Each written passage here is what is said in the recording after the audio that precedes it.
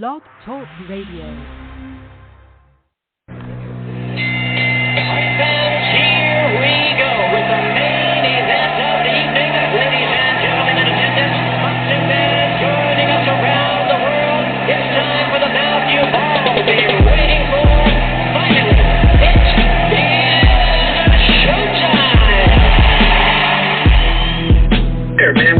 Dedicate our life to this sport. We do thousands of sit-ups in camp. We run hundreds of miles, for the ones that take it serious.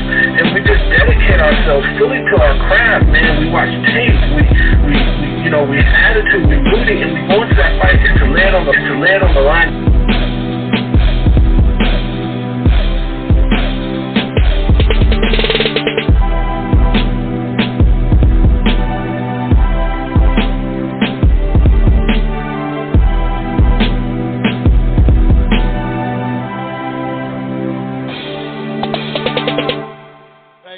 Boxing fans, this is the Rope-A-Dope Radio Podcast. I am your host, Chris Carlson. We are live on a Wednesday night. Hope everybody's doing okay. We got a lot to discuss, no doubt about it, on tonight's show. A whole lot to discuss. We do have a senior writer from BoxingScene.com, Jake Donovan, on for the first time of the year. We got to get that Jake segment fired up. We're going to talk about, this last weekend, basically boxing so far, kind of preview some of the fights that Jake and I are looking forward to when it comes to actually on the schedule. And, there's just a variety of stuff that we're going to talk about. I'm also going to talk about, some of this Canelo stuff. It sounds like Canelo's going to, it's reporting that he's going to sign a two-fight deal, to fight Bivol at 175 in May, and then to fight Golovkin, assuming both of them win, of course, at 168 in September. It's a two-fight deal.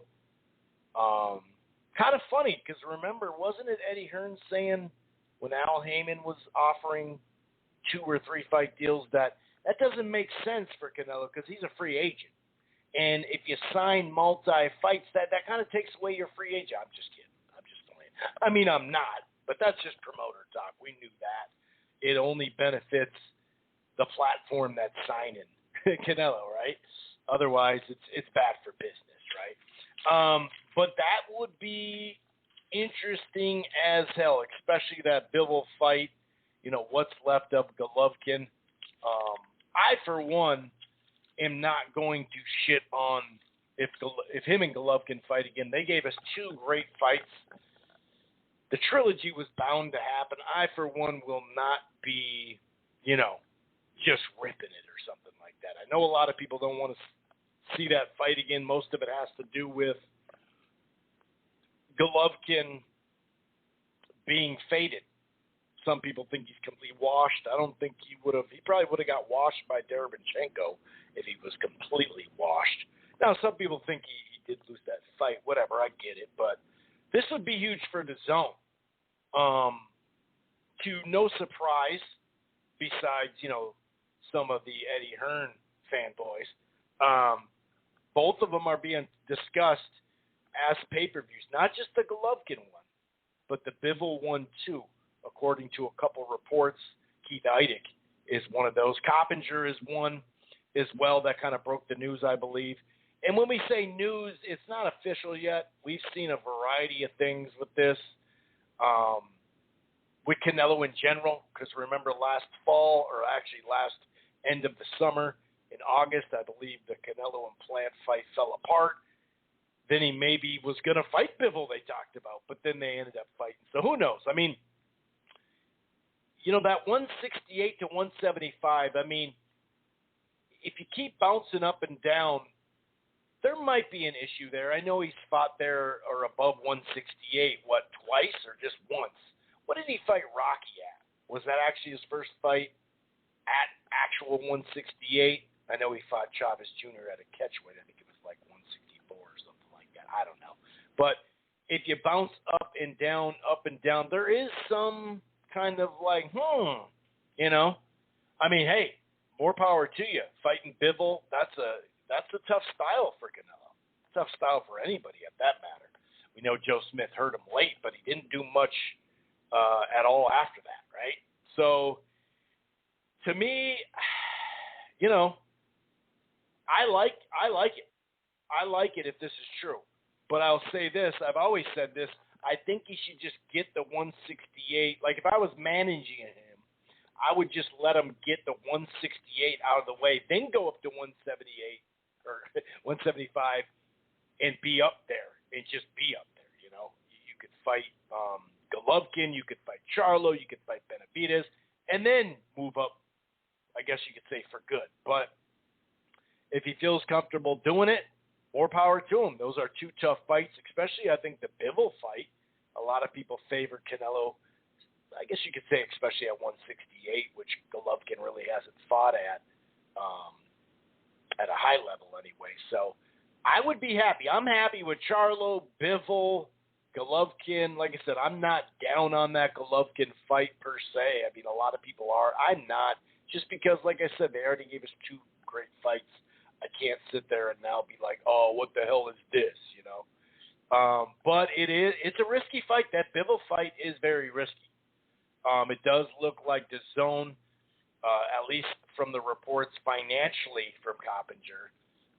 We don't know if that's, you know, exact or whatever, of course, but it does look like they said, you know what, we're going to take a swing at it. And that Bivol fight might be I mean, it's got a good chance to be a loss, if we're being honest, right? The Bivol fight, if it's on pay-per-view. But maybe they just think overall it's such an investment that Golovkin fight will be so big. And it's not, I mean, they can get signups off of it. That's what I'm wondering. That's what I'm wondering. Like, are they going to, because they've done, they've offered a pay-per-view, you know, pretty much a full pay-per-view version of Canelo's fights before, and I think the first one was like 4 months or 3 months free with the Zone, a subscription. I think the last one he did was like 2 months, if I remember correctly, but that was, if you had a subscription to the Zone, you were going to watch the fight for free. This is something different. So if they're going to do this, it kind of makes me wonder what I should do. Here in a couple of months, I'm going to have to re-up, give them my $100. That's what, $833, I think, a month, which is a great deal for hardcore fight fans. Awesome deal. However, if they're going to charge pay-per-views now, something that they, you know, they deserve criticism for because they made a big thing about killing pay-per-view and pay-per-view's dead. Like I said, I'm not surprised it's on pay-per-view, but a lot of folks will be, and they'll be like, well, it'll go two ways. Some of the people that aren't necessarily overly biased will be like, wait a second, you know, and they'll be disappointed. Wait a second, you told us that it was dead, it was going to die. You don't believe in it, right? You're the bang for buck value thing, which they have been. Some people will just be like, well, they have to because it's, you know, the worth of everything and the revenue. That's the only way they can make these fights, you know, and make, you know, that go that reasoning route, which was always probably the route when it comes to big fights. But like I said, they'll get mad when something like Spence and Porter is on pay-per-view, you know, not even the recent stuff. But, yeah, I mean, I'm cool with either one. But like I said, if they're going to charge pay-per-view, will they give, like, as far as the sign-up, do you have to sign up? Is it going to be like ESPN Plus where you have to sign up for the Zone to get the pay-per-view? Because the casual fan, I'm not quite sure. And even Bob Arum has come around and said that the Dillian White and Tyson Fury fight will be available on cable too, as far as pay-per-view, in demand and whatnot. They're not just going to have it on ESPN Plus. That may work for the UFC, but they got a whole different deal, right? I mean, ESPN's paying them a lot of money because they know that does actually shrink some of their, at least, I shouldn't say shrink, but it does affect some of their pay-per-view numbers. So will they say, hey, here's a $70 pay-per-view, but you get 6 months or 3 months of DAZN? If that's the case, if I get months or a half a year or something, then I'm probably not going to re-up, and I'll just buy the pay-per-view and then get the free months, you know? Because otherwise, obviously just having Golovkin and Canelo fight on DAZN, which was the original, we thought was the original plan anyway, that would have brought in a ton of signups, and they would have been over 1 million here for the first time ever. Like, well over 1 million for that fight. I mean, if 1 million people paid for the pay-per-view, then they're gonna go over 1 million for the sign-up for $20 or, the $100 thing, right, to get it 33 a month. But it does make me reevaluate a little bit, like, okay, well, if I can get some free months out of it, my thing is, how are they going to incentivize people to sign up for the future so you can keep some of these folks? And maybe, like I said, give away a free month, give away a couple of free months like they did with this other pay-per-views. I don't know. But will they think, well, the hardcores may drop out then and just get that? Yeah, I'm not sure. I really don't know. But they will have, especially on that Golovkin fight if they get there, that's going to be a big revenue for them anyway. So hopefully they work with us. Because otherwise, to have your premise all built on it's $8.33 a month, or it was $10, then it went to $20 a month or whatever for a casual. If they just want to buy a month or buy a fight and that gives them a free month. I don't know. It's a little funky. I've always kind of wondered what they're going to do when this time comes where it's just on pay-per-view. Are they going to give us, the loyal subscribers since 2018, a discount? If you're already signed up, you get $10, cheaper. That's what they do on ESPN Plus for the UFC. I think it's $10 cheaper, maybe a little less. I don't know. But anyway, we'll see. But yeah, any of these Benavidez, Charlo, Peter Biev, I'm just glad, and it's not over. Fight Charlo, he can still fight that cruiserweight. But that's why I'm bringing up the cruiserweight, because I'm just glad the cruiserweight fight is not next. At least it appears that way. Now, in boxing, you can't get your hopes up all the way. You know what I mean? So we'll see. We'll see where this goes, but it is interesting. Hold on, I'm getting something here. Okay. Anyway, all right, so that's kind of the lead story. When it comes to that, we will, get into it a little bit deeper somewhat as far as the numbers and Coppinger spoke of this thing's not final, that there could be an 11th hour thing, but the money speaks, and it's, like I said, it's a 2-fight deal, but I don't know. That Bivol thing is going to be a tough sell on pay-per-view. As far as doing 800,000 buys or something like they did with Plant, that's going to be a tough sell with Bivol. I mean, there's just no way around it. Whereas at least Plant, he may not have this large fan base, but he was a better B-side, that's for sure, because he had been on Fox so much and got exposed out there. So, exposure, I should say. Anyway, we will talk a little, I'm going to touch upon this Kambosos stuff, but I'm not going to spend much time. That'll be deeper in the show. Of course, we have some current fight news. Spence Ugas is going to be picked up by Showtime. That's another reason why it kind of makes me think, okay, Showtime is not going to get the Canelo Charlo, and that's why they're going to go, screw it. We already have some money earmarked for it. Let's spend some money on this Spence Ugas, and they can turn a much smaller profit than they would with Canelo. The Charlo Castano tickets are on sale. Some of the undercard is very interesting. And then we'll preview. Of course, we'll recap the weekend. Keith Thurman, Jesus Ramos, Bam Rodriguez all stood way out. Thurman stood out just because I thought he looked pretty damn good considering the 30 months out. Of course, Jesus just looked damn good in the test fight. And then Bam Rodriguez really showed his all-around game with the angles and looked good. You could call Quadros, over the hill or kind of faded. That's fine. But don't take away from Bam climbing up a couple weight classes. That's all I'm going to say. And then I'll break down the Daniel Jacobs, John Ryder fight. That's really about the biggest fight going on this weekend. It's kind of a lighter 2 weeks. I know not this weekend, but next weekend is the Amir Khan and Kell Brook fight.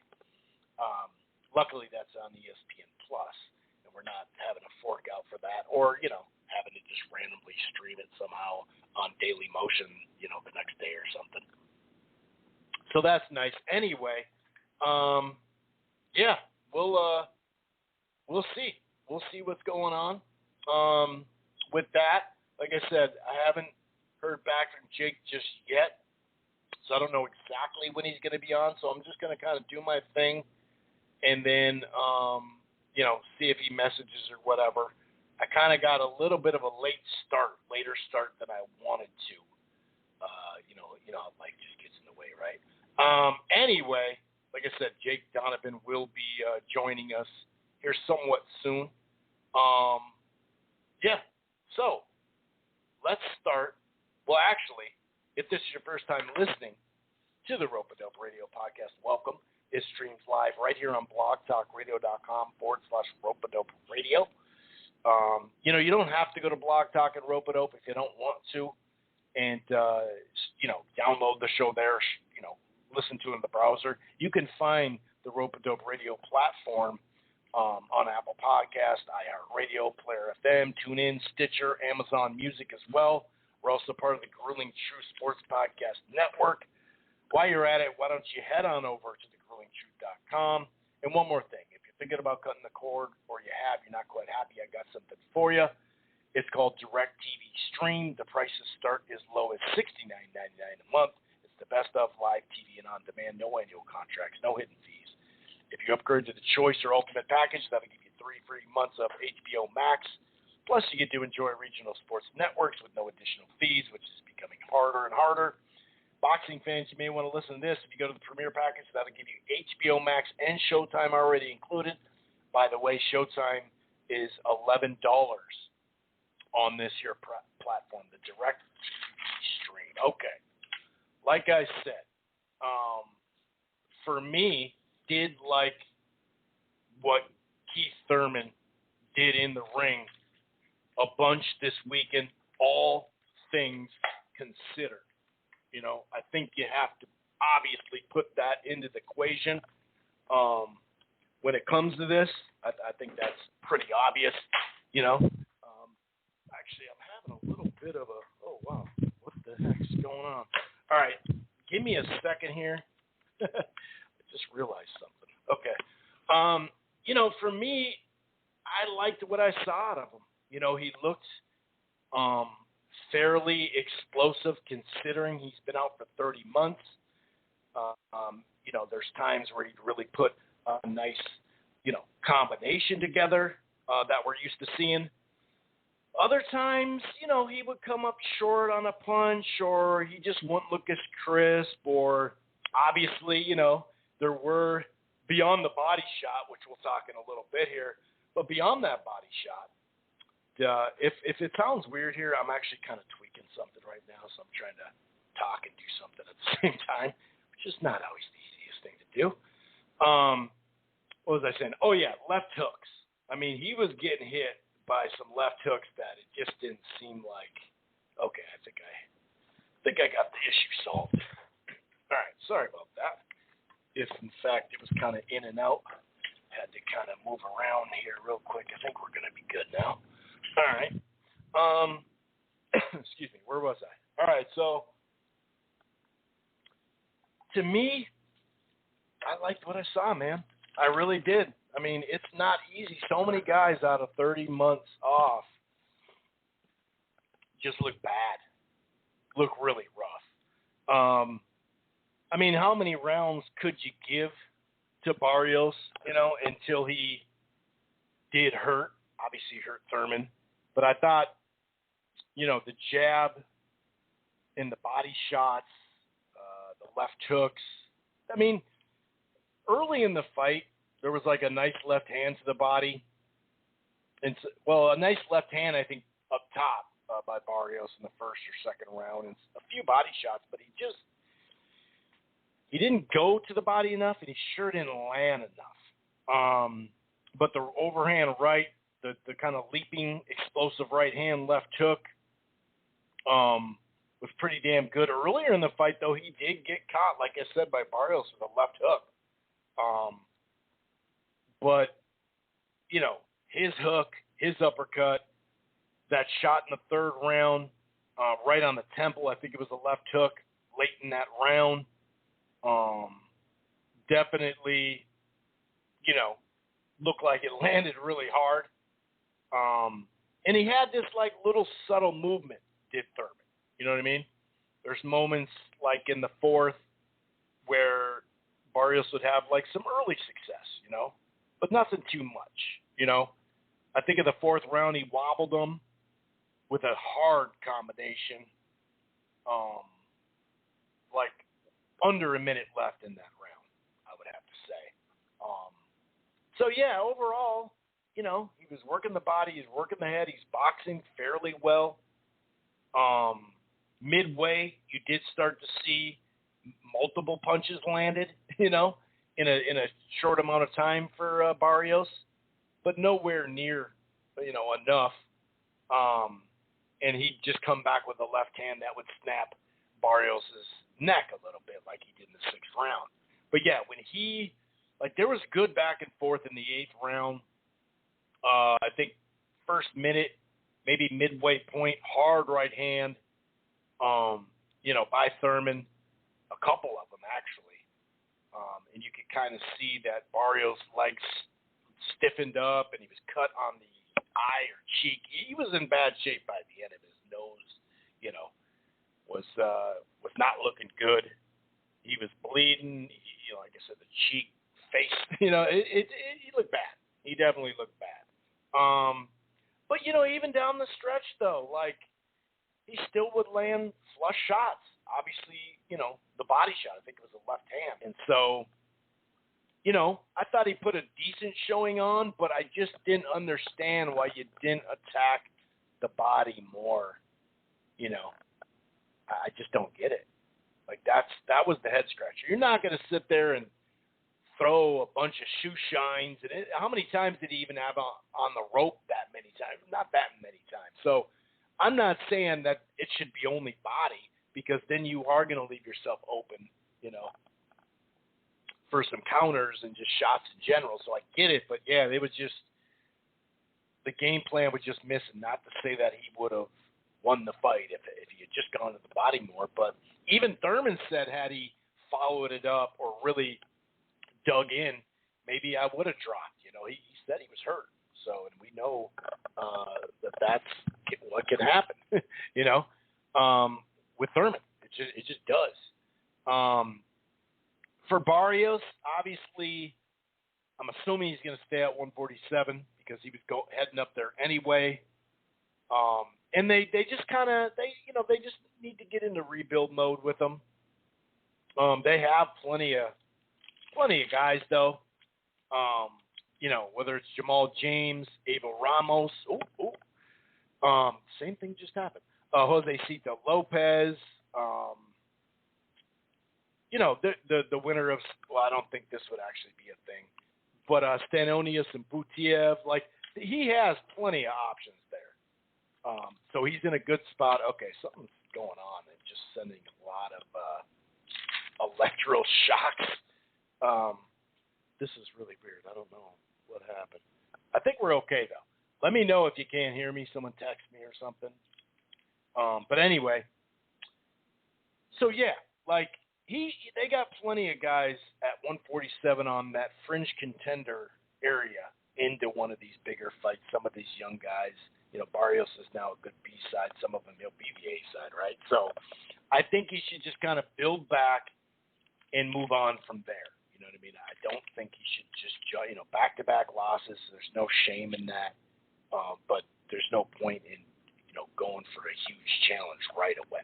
You know what I mean? Now, Keith Thurman, maybe he'll have to fight the winner of Butiev and Stanonius. Maybe. Like if Spence and Ugas, let's say Spence wins, will they be looking to match him with Thurman? We talked about this like a month ago. I could see it going a couple different ways. I assume they're going to try to put him with Thurman because, they unless they can sign Crawford to a multi-fight deal, they may want to do the Thurman fight first, have Spence win or whoever, I guess. But the goal is, I guess, Spence, right? especially for the fans, to win and then fight Crawford and then go up to 54. Or will he be like, hey, I can fight, maybe they'll be thinking, well, if you lose to Crawford, at least you'll have another fight to build to with a great B-side in Thurman, because that does pretty good numbers, that fight, Thurman and Spence. So, and Thurman, maybe he can do some damage at 47, and then a year or two from now, he could go up to 54, and then they fight then.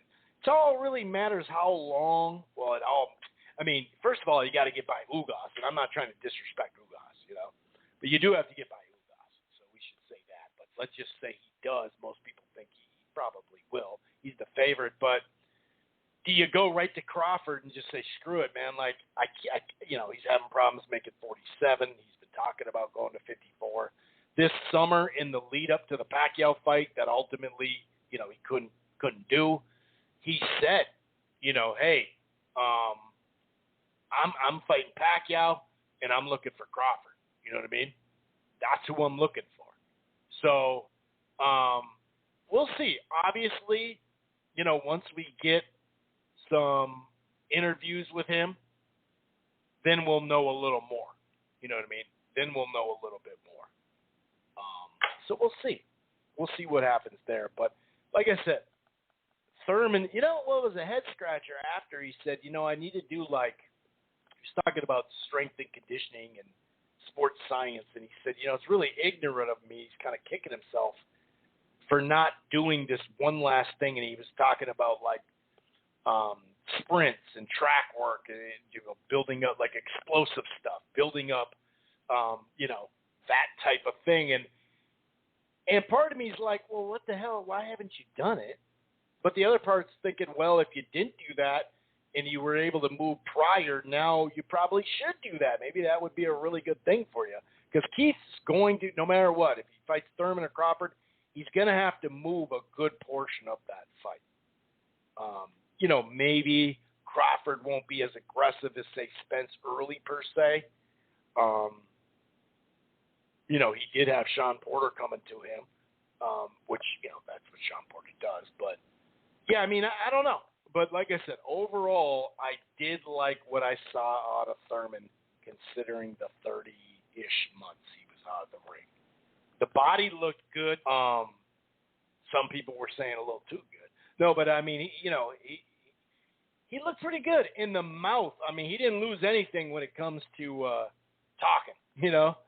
He's a funny dude. He's really charismatic, but he also says some stuff that'll just make not just laugh, but be serious. He's good at that. Obviously, commentating some sort of broadcasting stuff is in his future, but it's just good to have him back. He may never get that form of 2016-17. He may never find it. It's a long time ago. But if he can even get the form he had in a good chunk of that Pacquiao fight, that's still tough. It's still a tough style, to deal with. It's not this, he's completely washed. If he was completely washed, I'm not saying, he would have for sure lost to, Barrios, but he wouldn't look worse. Let's put it that way. Did he look like A1 excellent, the best I've seen him? No, not at all. And like I said, beyond that body shot that everybody's talking about, that he was clearly hurt, those left hooks he was getting caught with were like, ooh, damn. You don't really see him get caught with super flush shots all the time. So anyway, though, I did like what I see, and, we'll see where this thing goes. Like I said, I could see them trying to match, I guess Ugas for that matter too, with him. But I could also say, hey, maybe you'd have him as another fight to build to. Let's say Spence beats Ugas, like I said. Then he goes against Crawford and loses. Well, then you got a fight to go through that you could still build to. And maybe that would be at 54. It does sound like it's just a matter of time, though, that Spence is going to be at, 54. And there's plenty of fights there. Maybe Jesus Ramos in a couple of years. Anyway,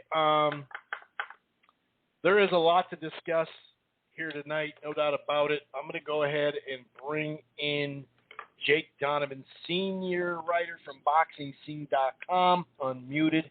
What's going on, Jake? How the hell are you, buddy? Hey, Chris. What's going on, man? It's February. I'm not going to tell you Happy New Year, but it is good to be on the show for the first time in 2022. Heck yeah, man. I was just saying we got to get this thing charged up. Yep. So obviously, we're going to talk a variety of stuff, what's happened thus far since that January 1st card up until now with a little bit more detail off this last weekend. Obviously, I was just talking about the Thurman fight on that card. Jesus Ramos shined. We know Bam Rodriguez shined as well, showing all sorts of angles, showing all sorts of potential this guy's got. I shouldn't even call it potential. I mean, it's right there in the ring. And a couple other stuff that we'll talk about. But thus far, what have you enjoyed so far out of, a slow starting year to an extent, especially, coming just early, February 9th. What do you like so far, in this thing? Obviously, we've had 2 pay-per-views. One was at a discounted rate. One was a full price. That has been a lot of talk about that. But the actual fights as well, I got to say, that card to begin the year with, yes, it sucks that Ortiz and Martin was a main event pay-per-view, even if it was half. Right. But the actual card was damn good, including both the fights, especially that Cuban heavyweight fight. What do you think so far of January and kind of leading up to last weekend's action, Jake? Well, maybe because it's freshest in my mind, my favorite moment of the sport so far was the immediate reaction to Bam Rodriguez beating Carlos Cuadras. Just because we spend so much time, it's like, this side of the fence, and that, people bickering, PBC versus ESPN and all these divided, fan bases.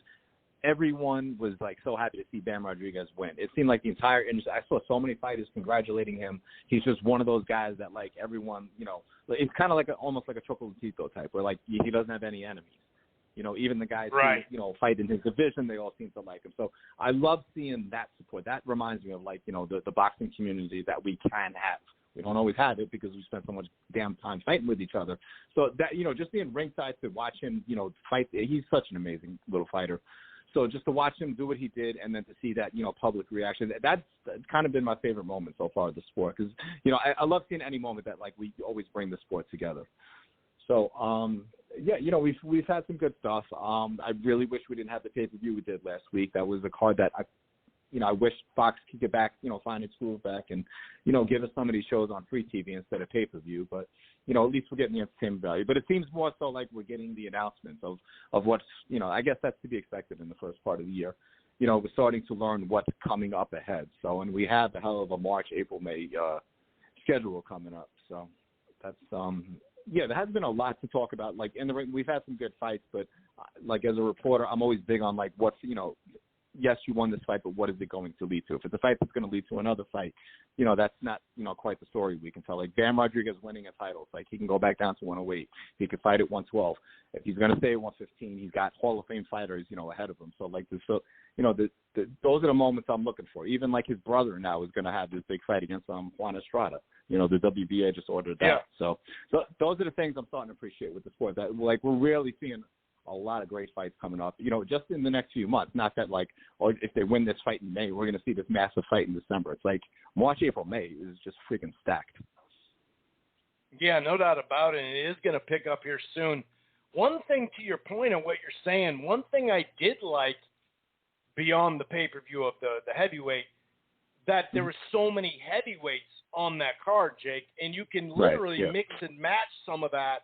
And so that's what I actually did like about that card, where it was like, first of all, there's pretty good fights, of course, but it was entertainment value. But also, well, wait a second, he shined. We could put him in with him. And then that dude shined. And that's actually what I really did like. I like that both of the Cuban heavyweight fighters are going to be back in action. It sounds like both on, for now anyway, both on PBC. But that's what I did kind of like about that card, because it just you add up a bunch of those fights and you just kind of mix and match. I think that was pretty cool. We got an upset over, with Gary Russell Jr., with the one-armed Gary Russell Jr. I did really like that co-feature fight a whole lot. Thus far, the bad. Yeah, that was cool. Real quick, what's up with Andy Ruiz's knee or injury? I know he had surgery. We saw it come up here in this last little bit as far as turning down the fight.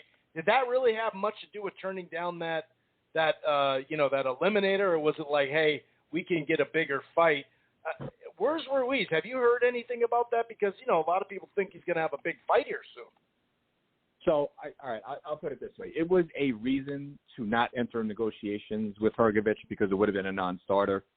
It's like it doesn't make sense to negotiate this fight if he knows he's not going to fight him, within the time that the IBF wants to fight.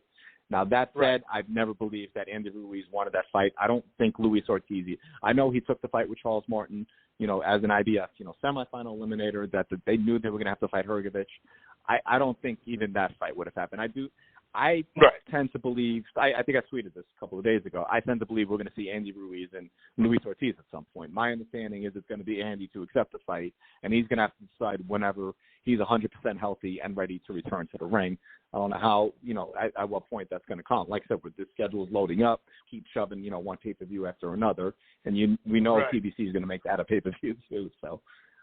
Maybe Andy takes one fight before he gets to Luis Ortiz, but then you have to find something for Luis Ortiz. I mean, he just sat out for 14 months. You can't put him on the shelf again for the rest of the year waiting for, Andy to say yes. He wants to, as soon as his end is healthy, he's going to want to fight again too. So it's hurry up with wait with Andy Ruiz is what you're telling me. Hurry up. Okay, let's wait a little.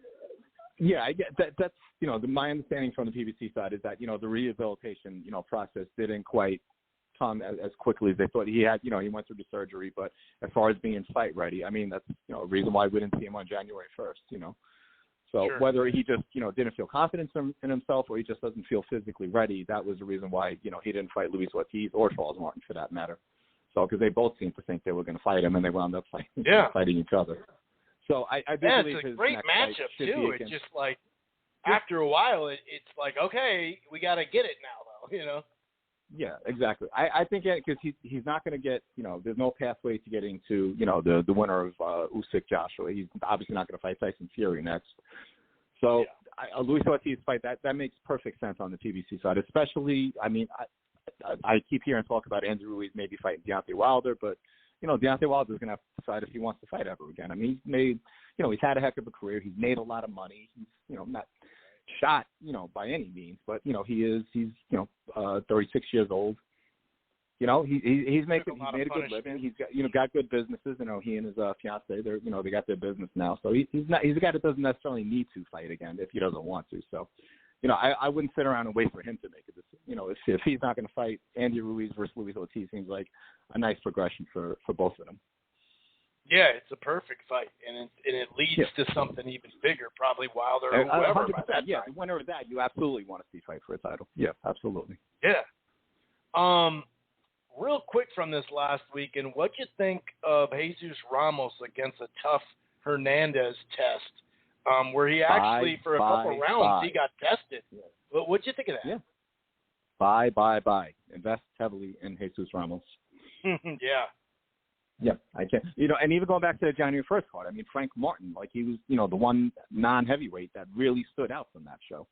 So we had a lot of good fights from that night, but he's another one that's a guy you got to keep it. I'm sure he'll wind up on the Spence Ugas fight card in some capacity, whether it's on the Showtime pay-per-view undercard or, if Showtime has a lead-in show, who knows? But yeah, that's, these are the moments these guys are taking advantage of. Like I said, I wasn't the biggest fan of the pay-per-view from last week because a lot of those guys, it's just everyone that fought, it's just going to lead to another fight. None of them are really taking that next level. But Jesus Ramos is, whenever he decides he's ready to fight for a title, they're going to send him straight on there. He could very well be ready right now. I mean, obviously, you got to wait out Charlo Castaño, but I could see him taking a title eliminator in his next fight. I personally think he's ready. Yeah, they have the top-notch guys at 54. They have the contenders, too, and a lot of them are young still. So, I mean, I think it's great that he's at 54. There's so many fights for him. And like you said, he doesn't need to, step up too many more times without being in even tougher fights and whatnot. And to be honest with you, that was supposed to be the Fox prelim main event, correct? Correct. Mm-hmm. And then they bumped it. 100%. See, I'm okay with that stuff, because it's like, okay, That's a real test. That's different than a showcase. You know what I mean? Yeah, I would have been okay with that. Yeah, and the guy he beat just beat, J-Rock in his last fight. He just beat a former unified champ. So it's not like, you can say what you want about Vlad Hernandez, but he's had that run where, several publications had him in their top 10. So, according to them, he's a legitimate top 10 contender. He's not an alphabet top 10 contender. He's a consensus top 10 junior middleweight. That's who Jesus Ramos just beat, and beat convincingly, looked damn good doing it. I mean, maybe I'm being way too optimistic. I would love to see him fight the winner of Sebastian Fundora and Erickson Lubin whenever they fight. If not next, then at least take a fight to get to them. If the title isn't available yet, I would love to see that as like an interim title fight. Yeah, because like you said, the titles are going to come loose here, and also are available one way or the other. But I wouldn't doubt if they bring him to Phoenix for a solid fight, and then maybe do something else, something like that. They do got to bring the Phoenix out here soon. Because, I was going to say they got to start packing him up, like especially if they're bringing Benavidez back to Phoenix, which I'm not going to speak out of turn. My understanding is there's a good chance he could fight in Phoenix, for whether it's April or May, whatever. If Jesus Ramos didn't have too much wear and tear from last weekend, I would love to see him back on the card. Yeah, you do got to start bringing up his fan base. Vito, he has it out east. Why not Jesus Ramos to start doing it up, on the West Coast? Yep. And such a nice kid, too. Such an easy fighter to promote. Oh, yeah. It was nice to see him make adjustments. I was like, oh, wow. Yeah. He's making adjustments, and now he's really dominating this guy, Yeah, exactly. Yeah, you forget he's as young as he is. You really do. Him and Bam, though. Wow, what a weekend, man. I was so impressed with the angles of Bam.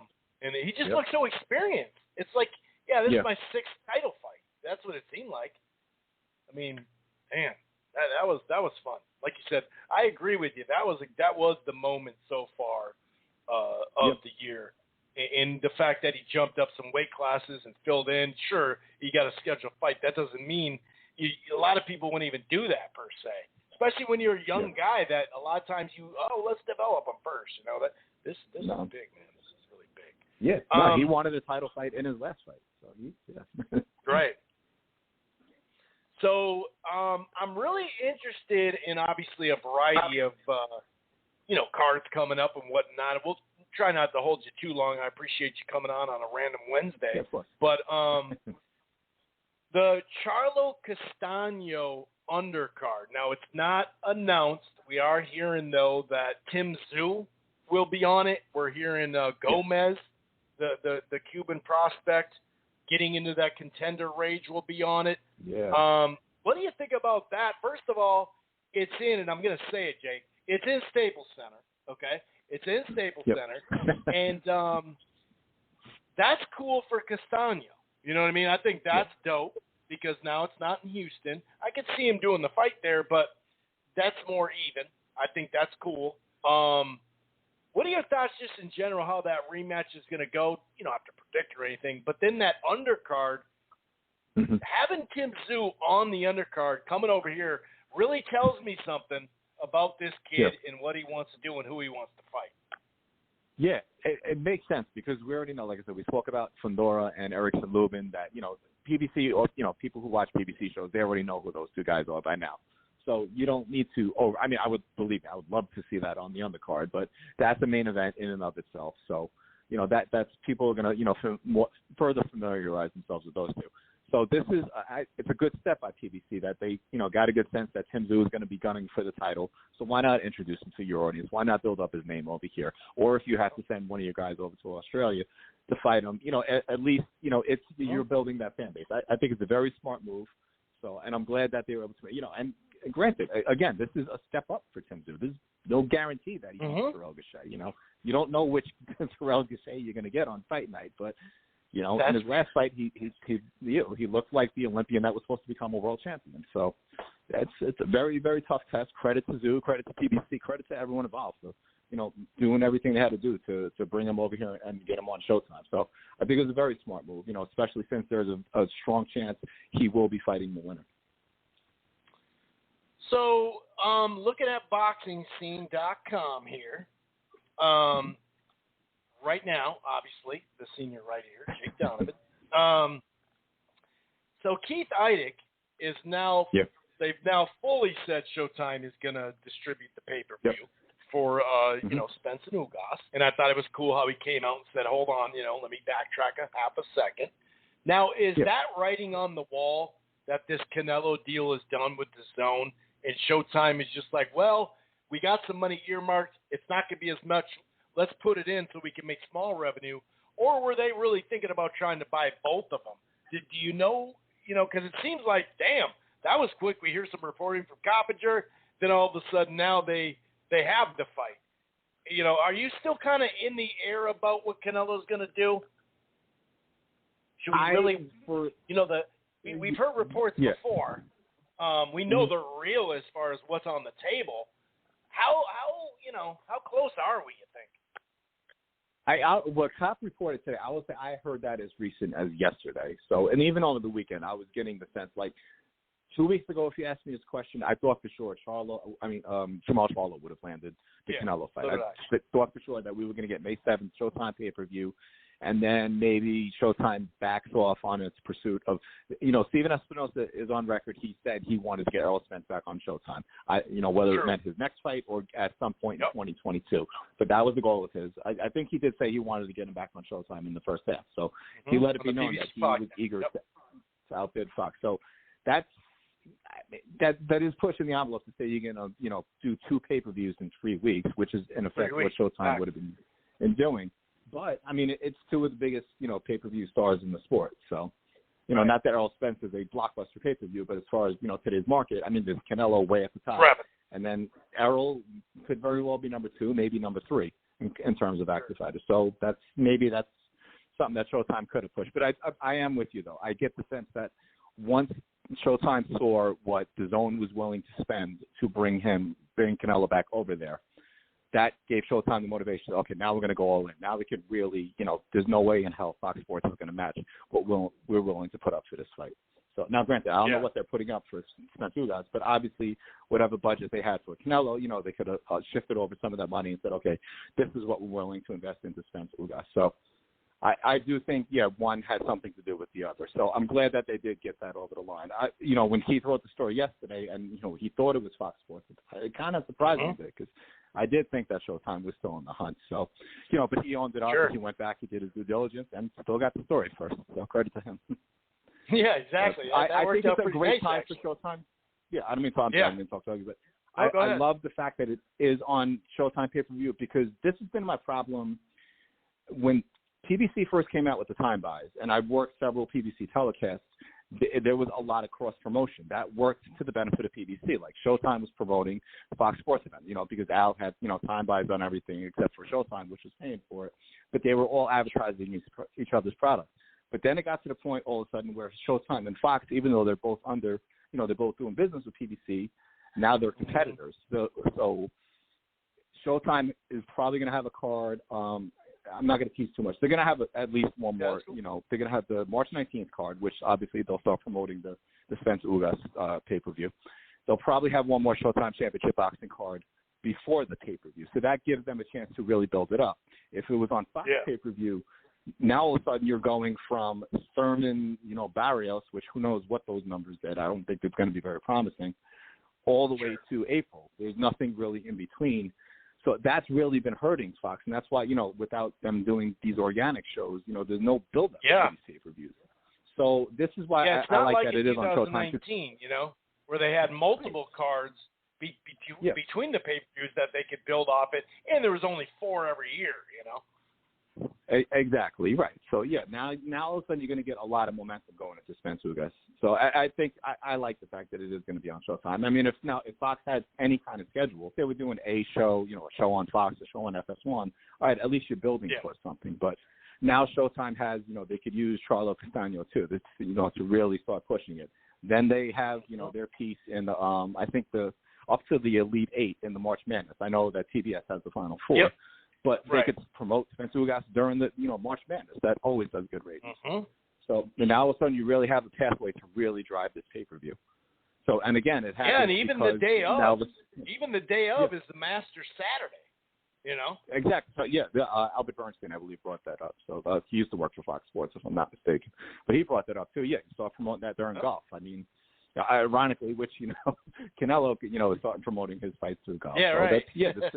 There's so many different pathways to start building up these pay-per-views. So, yeah, I think that Spencer Ugas card is going to get a lot of momentum. I think it's game changer might be a strong word, but I think it's a much bigger event on Showtime pay-per-view at this time of the year than it would have been as Fox's standalone event. Yeah, no, you're right, because there isn't something already. They always would have something scheduled already, if not two things already. Like, we would have gotten announcements in this last weekend, you know what I mean? And the fact that we didn't, It was like, okay, well, that's telling. That's telling. Right. So a couple, like maybe one or two more things.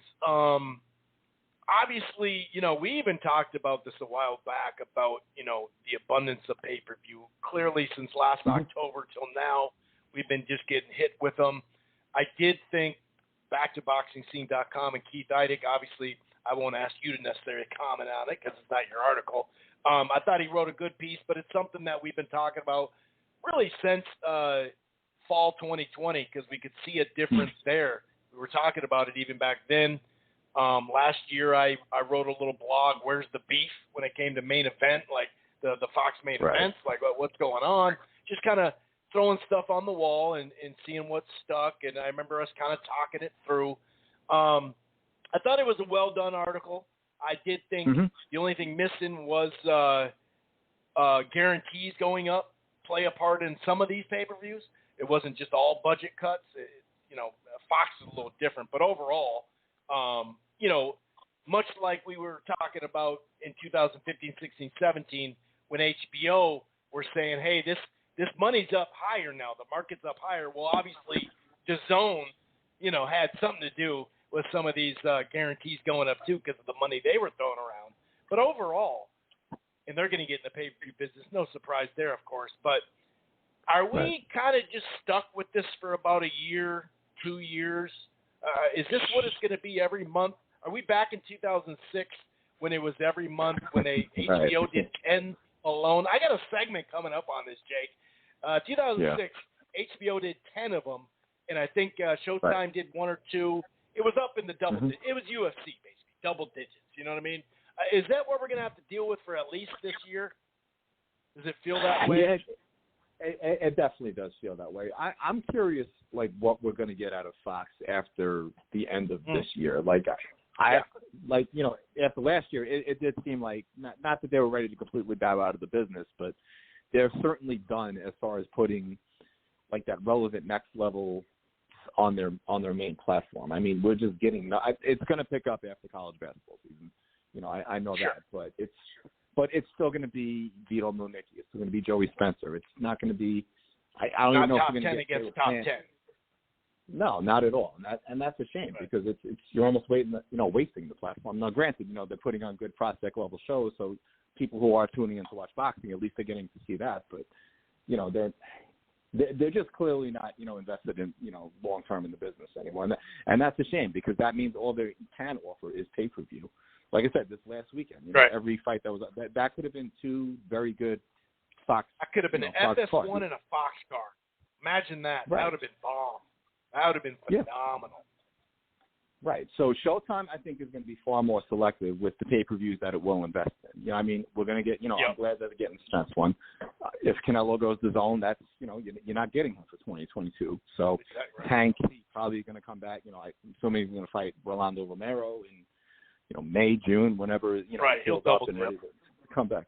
Right. But you're not going to put him right in that stack of, we're already going to have 3 pay-per-views in 4 weeks. We're going to have Spence Ugas. Then ESPN is doing Fury and Dillian White. Right. Yep. And then theoretically, if Keith's sources are right, then Canelo and Dimitri Bivol, or, if he goes to DAZN, that's going to be pay-per-view. If he decides to stick it out with Showtime, then we're getting Canelo and Charlo on pay. Either way, we're likely getting a May 7th pay-per-view. So that's 3 and 4 weeks. You can't put, Tank in that mix, so you probably push him back to June. So it is too many. And then, like I said, I brought this up on another show. You got Caleb Plant is going to want to come back at some point. What platform are you going to put him on at this point? If Charlo doesn't get Canelo, who does he fight next? Then you got all these Showtime others. only has so many dates. Right, and they're not going to want Caleb Plant versus, a comeback fight. They're going to want, Caleb Plant versus David Benavidez. They're going to invest or at least heavily Terrell in, or something. Yeah. Exactly, right. But I don't even know if that's the fight they'd want to buy. And who the hell is going to buy a Caleb Plant Anthony Jarrell pay-per-view? But that's all that Fox is going to be able to offer us if they don't get back to putting these guys on their main network. Caleb is a good draw for them. They do like him a lot. So he would be the one guy if you want to make a comeback with, relevant boxing on the free network. Bring back someone like him. But it is scary because, like I said, you're going to start running out of space for these guys, and then they're just going to settle for fighting once a year. That's not helping the sport either. So I'm a little worried more so with the Zone trying to get into the pay-per-view business. I understand why they would want to do Canelo and Triple G. Sure. I mean, it sucks that if it happened 2 or 3 years ago, it would have been on the Zone, for whatever 20 months or the $99 per year. So, but it's. And I brought this up on another show, too. It's like if they're going to now all of a sudden stay steadily in the pay-per-view business, then why are you motivated anymore to become an annual subscriber? I pay $99 per year. But if I know that, that's not going to include, Canelo and potentially after April 9th, not even include Ryan Garcia, that, what exactly am I going to be getting for the rest of the year? So maybe I do take it on a case-by-case basis. Some people, they want to watch every single show and they're going to find value in it. But others, they want to see the most relevant fights. Some people don't get Showtime every, I subscribe $99 a year to Showtime as well. But, if they've had times where they've fallen seriously back on their schedule, and I didn't subscribe every single month. But, since the pandemic, they have invested. But the Zone, if they're going to start, doing these pay-per-view, hopefully they get more selective. I'm not a big fan of Canelo and Dimitri Bivol going pay-per-view. That's, at least put one of those fights on the Zone. That's a tough sell. Yeah, at least that ain't going to do no 700,000 or 800,000 pay-per-views. Right, because if that's the case, then what about Triple G and Realta Murata? Now all of a sudden you're going to try to do that on pay-per-view just because Canelo's going pay-per-view. It's like what becomes the line in the sand at that point? Anthony Joshua and Usyk, are we going to get that on this? So that part really scares me for what the direction of the sport. Yeah, because, they did do not – obviously, if you had a subscription, you were getting the Canelo fights before, but they did do – they started doing those options of pay-per-views, right?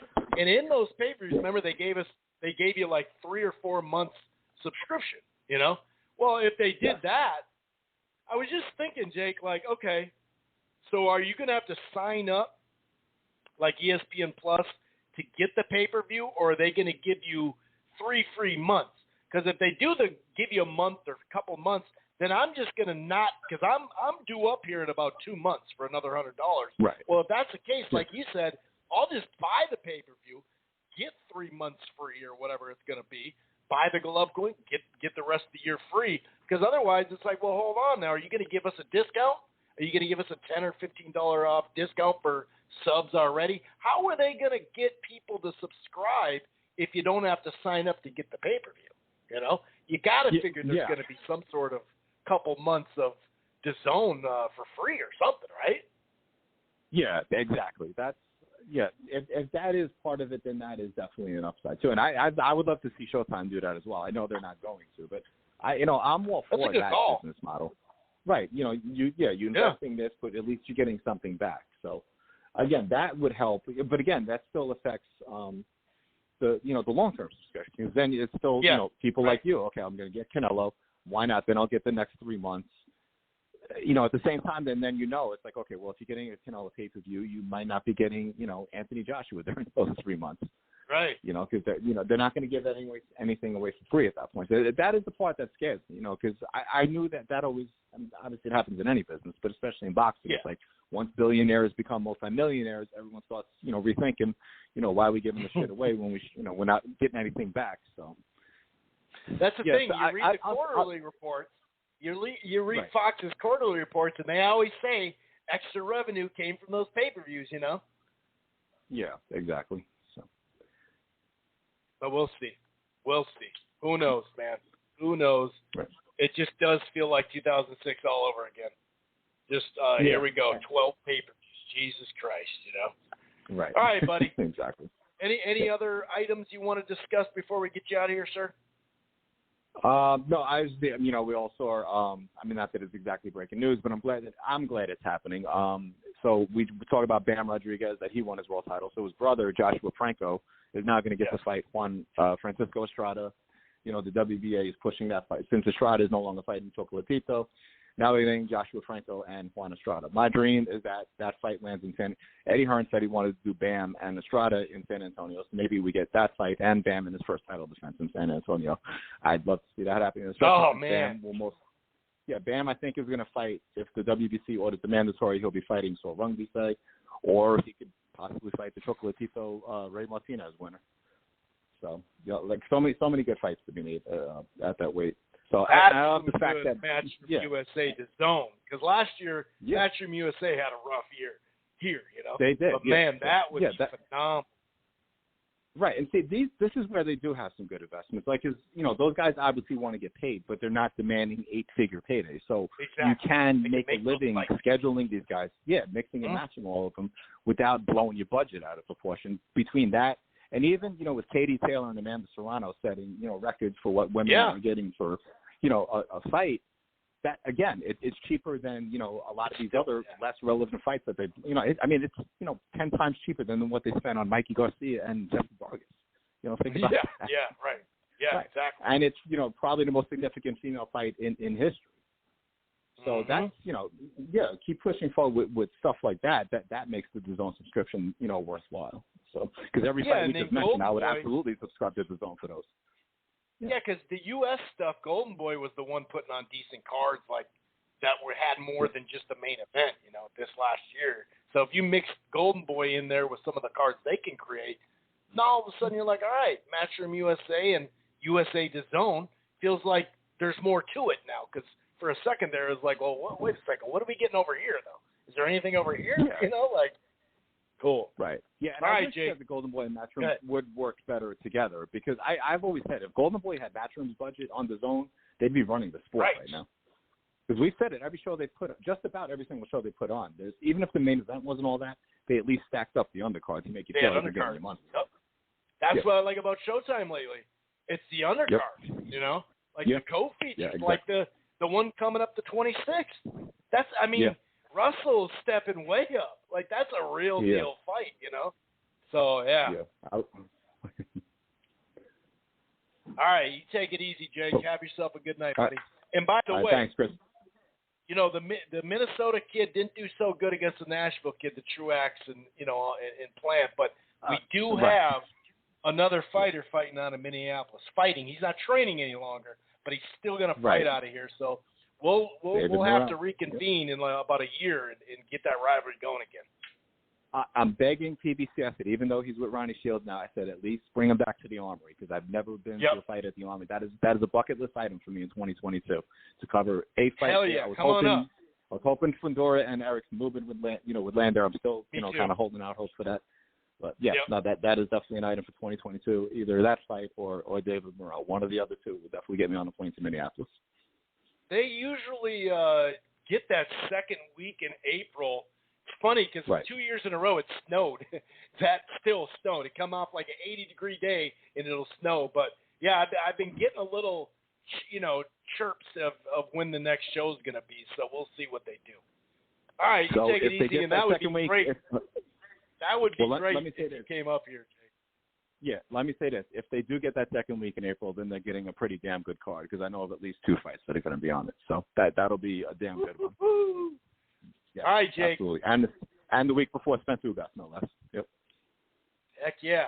All right, in about a month or so, we'll fire this segment right back up, sir. No doubt. Thanks so much as always, Chris. I appreciate you. Thank you. Take it easy, Jake. Have a good one. All right.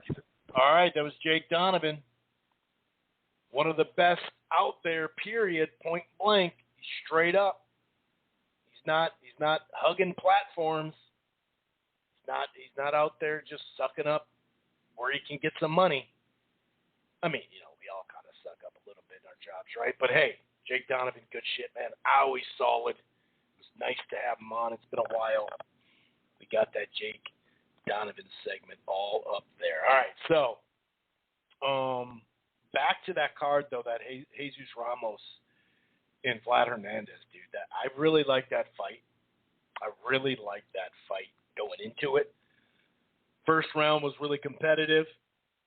I just thought Ramos landed the cleaner shot. He was just cleaner. I thought Hernandez definitely landed to the head and body. I gave the second round to Hernandez. His left hands, the short shots on the inside. Close round, Ramos was jabbing pretty well. Needed to jab more, though, and probably go to the body a little bit more early in the fight. But I did like how he kind of was in the pocket, but moving, upper body movement, covering up a little bit, looking to find openings. And he started to attack the body third and fourth round. He still had Hernandez, good activity. He landed a couple good hard shots like midway through the third round. But Ramos made that adjustment where it's, like I said, he's defensive, but he's jabbing to the stomach. He's becoming a little bit more offensive as well, not just letting Hernandez get off on you so much, Boz. Because, that's what Hernandez wants to do. He wants to bully you. He wants to get all up on you. And I thought that was like by the mid-round fight, those jabs to the stomach, big exchange in the probably a minute into the first or the fifth round, two-way action.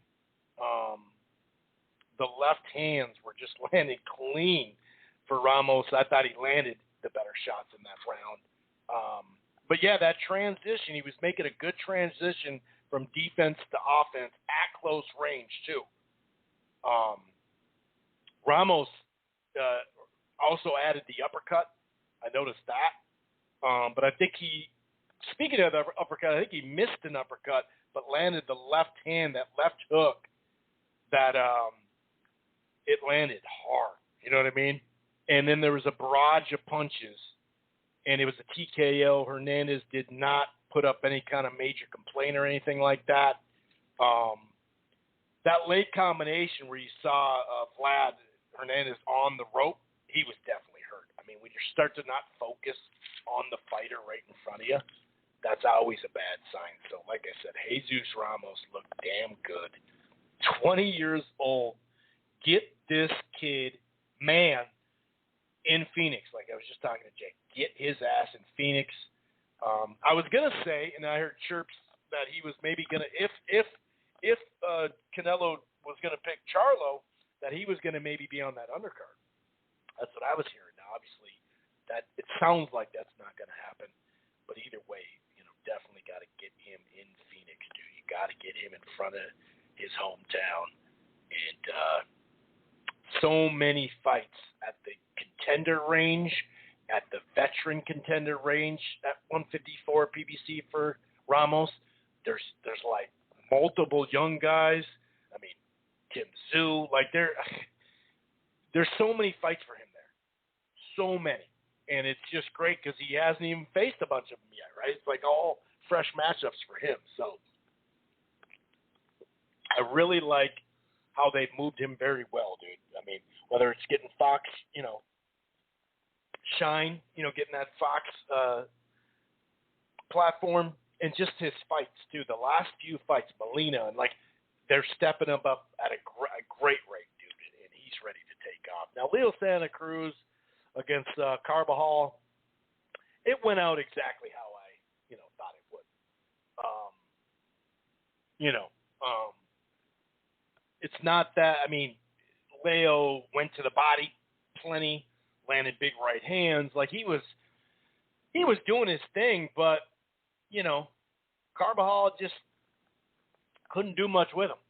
And especially at 26, obviously, a weight class 122, 118, he had a little bit more power to wear you out and stop you. At 126, he looks better than he does at 130, that's for sure. This is a good weight for him, but he just doesn't have a ton of power.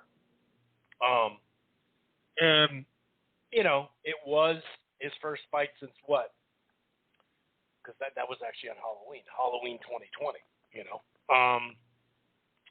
So he did have a head clash. I'm assuming Magsayo is next. But then again, there is that other fight, Conlon and Lee Wood, which that could be in the mix too. Maybe that's his next two fights. I don't know. I think stylistically, Leo and Mike Sayo's a good-ass fight to watch.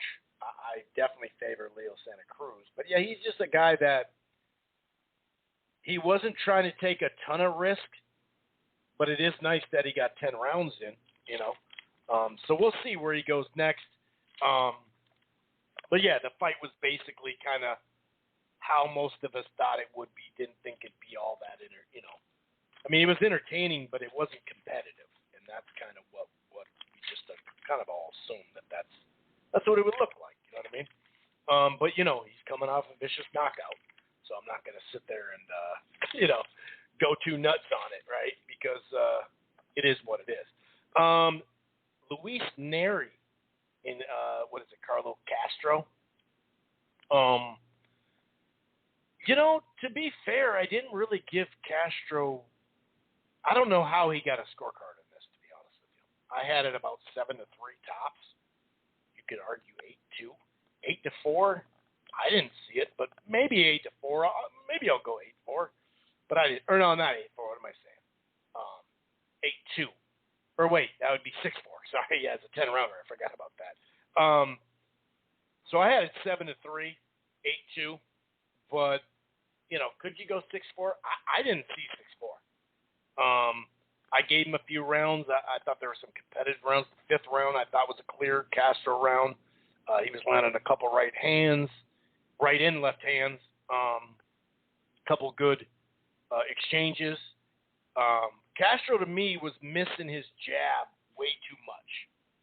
And Neri is a wild dude, right? He obviously landed a great jab and a hard left hand that knocked him down.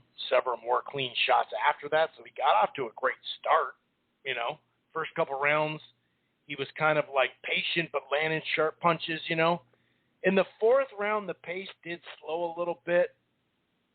And Castro, to me, was just like he just wasn't being not just active but effective when he was active. You know what I mean? But there was times, like in the 7th round, where you could see Castro being a little bit more assertive, but in the same I think the 7th may have been a round that you could give him, but I also think that Castro was winning the round, but you could also argue that Neri landed like 3 or 4 big punches at the end of that round, and it kind of stole the round. So I liked, Neri would kind of land several head and body shots. Then he'd kind of clown him a little bit on defense, then flurry back. He was boxing nicely. He still is just wild. That's his thing. But to me, it was a good blend of offense and defense. Lately he's been stuck in this, well, I want to be more responsible. And I get it, right? I know a lot, especially on boxing Twitter, a lot of hardcore fight fans loved him a couple years ago when he was just barraging people, just bum rushing people. And he still has that in his game. But I do think he needed to be a little bit more responsible defensively without taking away what he does well, landing those hard left hands and those quick. So I thought he was a lot closer in this fight than he had been of late. But yeah, the whole, 95, 94, I didn't see that. That's a draw. I just thought about that. Yeah, that's a draw because of the knockdown. 96, 93, but to have it, I don't know. I just didn't see that. I did not see how they got to, the scorecard had it 96, 94 and really 95, 94 because of the knockdown for Castro. I didn't know what the hell they were looking at there. You know what I mean? I didn't know what the hell that was. But it was a good opener. But Castro was just a little bit tighter. You know what I mean? That's basically what it came down to. Now, the Fox prelims, both of those were good. And we kind of felt that going in it would be. And I think it exceeded it. We knew Cowboy Carl was going to test Omar Juarez. We knew that. That was a given. I think Juarez started out really well the first, say, 3 rounds. I gave him all 3. You had a busier Carl because that's, he threw 727 punches, just short of 500 was Juarez, right? So you knew he was going to be busy, but the cleaner shots, the better shots, the straight left hands, huge left hooks, that was Juarez early. He was just landing it better, but it was a fun fight, fun round. I mean, the second round was really a good action-packed. Now, I did start to give Carl some now. Now, the fourth round, I thought the pressure and some of that body attack was the difference maker there. The looping right hand and some good body shots. I thought in the fifth round was Juarez. A 10-9, 10-8, 9-9, the 10-point must system, obviously. There was a point deducted, because in an elbow shiver, I guess you could call it, there was a headbutt cut in there, too, now that I think about it, in the seventh round. And I thought in the eighth round, Carl won that round. He was actually jabbing pretty well throughout the fight, but he was kind of timing Juarez jabs and that body and head attack. I liked what Carl brought there, but he just kind of outboxing down the stretch, landed the better shots, like I said, some nice counters. Juarez is a sharp puncher. It just, can he keep it the whole fight? And his defense, for how sharp he is and how clean he lands, I will have to say that his defense can let him down at times. But he outlanded Cowboy Carl 175 to 139, 35%. I mean, I'm here talking about defense. We know Cowboy Carl isn't, but that's what I like about that fight, because we knew that it was just, hey, this is what we got. You know, and this is going to be good. You know, I liked what I saw there. That was a good, hard fought, win. I had it. What did I have it? I think I had it 6-4, something like that. Yeah, 6-4. Juarez, maybe 5-4-1, something like that. Maybe 7-3, but I think I had it 6-4. I know like 3 clean rounds by Carl. The fourth. Well, actually, the 6-2 he landed. Yeah, so I did have it 6-4. I forgot about that. So 6, 7, 8. Carl definitely made it a tough-ass fight. And Juarez, though, to his credit, he's still a young prospect, really. I mean, just because he has a loss, he's still a prospect learning. Doesn't have a ton of fights. So we'll see where he goes. And then Abel Ramos was supposed to fight Jose Cito Lopez, but Luca Santa Maria, dude, this was a fun-ass fight, dude. I don't know what that 98-92 stuff was, to be honest with you, but I liked this fight a lot. I actually had Ramos, starting out really well. I thought he won the first 2 out of 3. The left hand, I think, hurt Santa Maria. But, he bounced back from that, countering really well, jabbing really well. But the short left hooks landing flush for Ramos, and he closed stronger, I thought, in the third round, whereas Luca kind of just jabbing a little bit. The fourth round was really, really close. Santa Maria won the round barely. I think he stole that, much like, Ramos stole some other ones. Fifth round I gave to Ramos.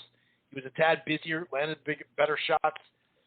Sixth, seventh, I gave to Santa Maria.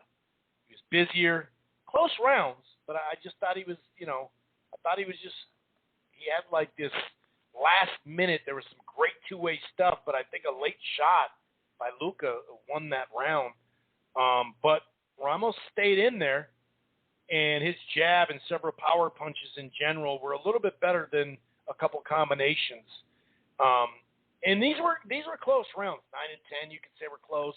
It's not that I thought, Santa Maria shouldn't have won the fight. I thought Abel Ramos should have won the fight. I'm not necessarily saying that.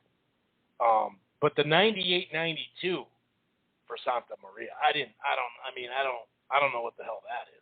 96-94, okay. You can make an argument it's a draw. You can make an argument on both sides. I'd say it was a good fight. Ramos is, a guy that he's young enough, although he's been in a lot of tough fights. So they can kind of,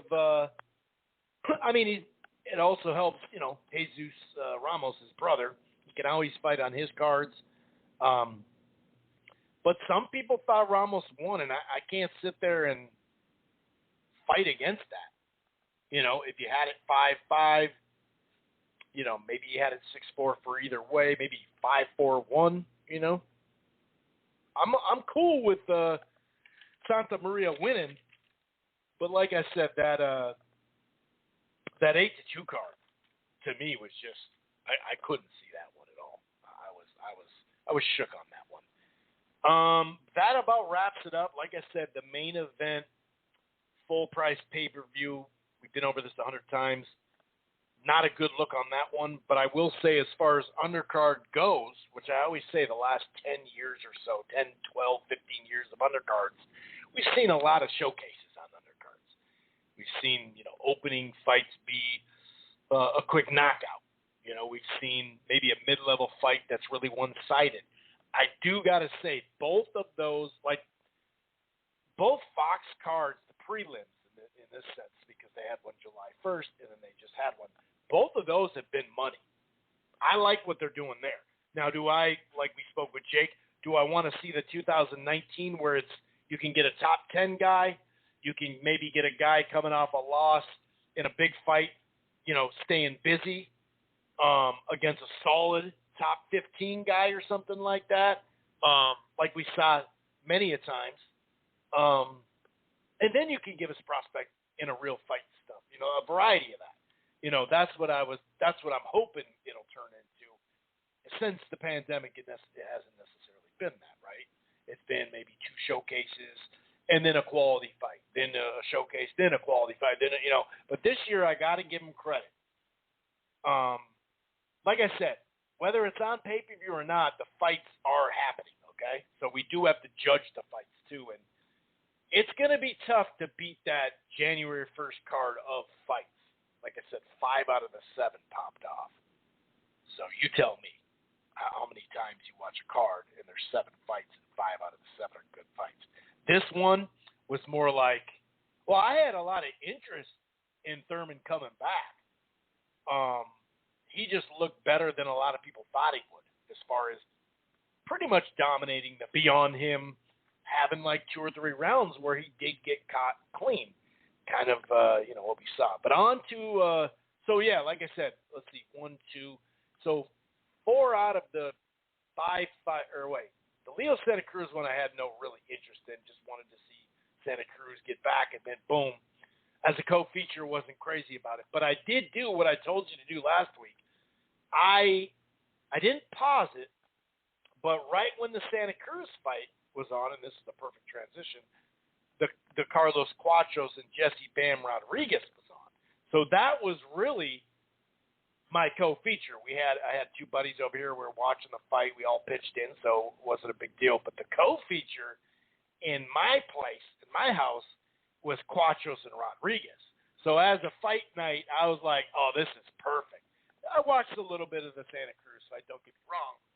But it kicked in at the right time, dude. It really did. And then when that was done, boom, they're doing their ring walks, and then all of a sudden it's a main event. Anyway, when you look at like how this fight went,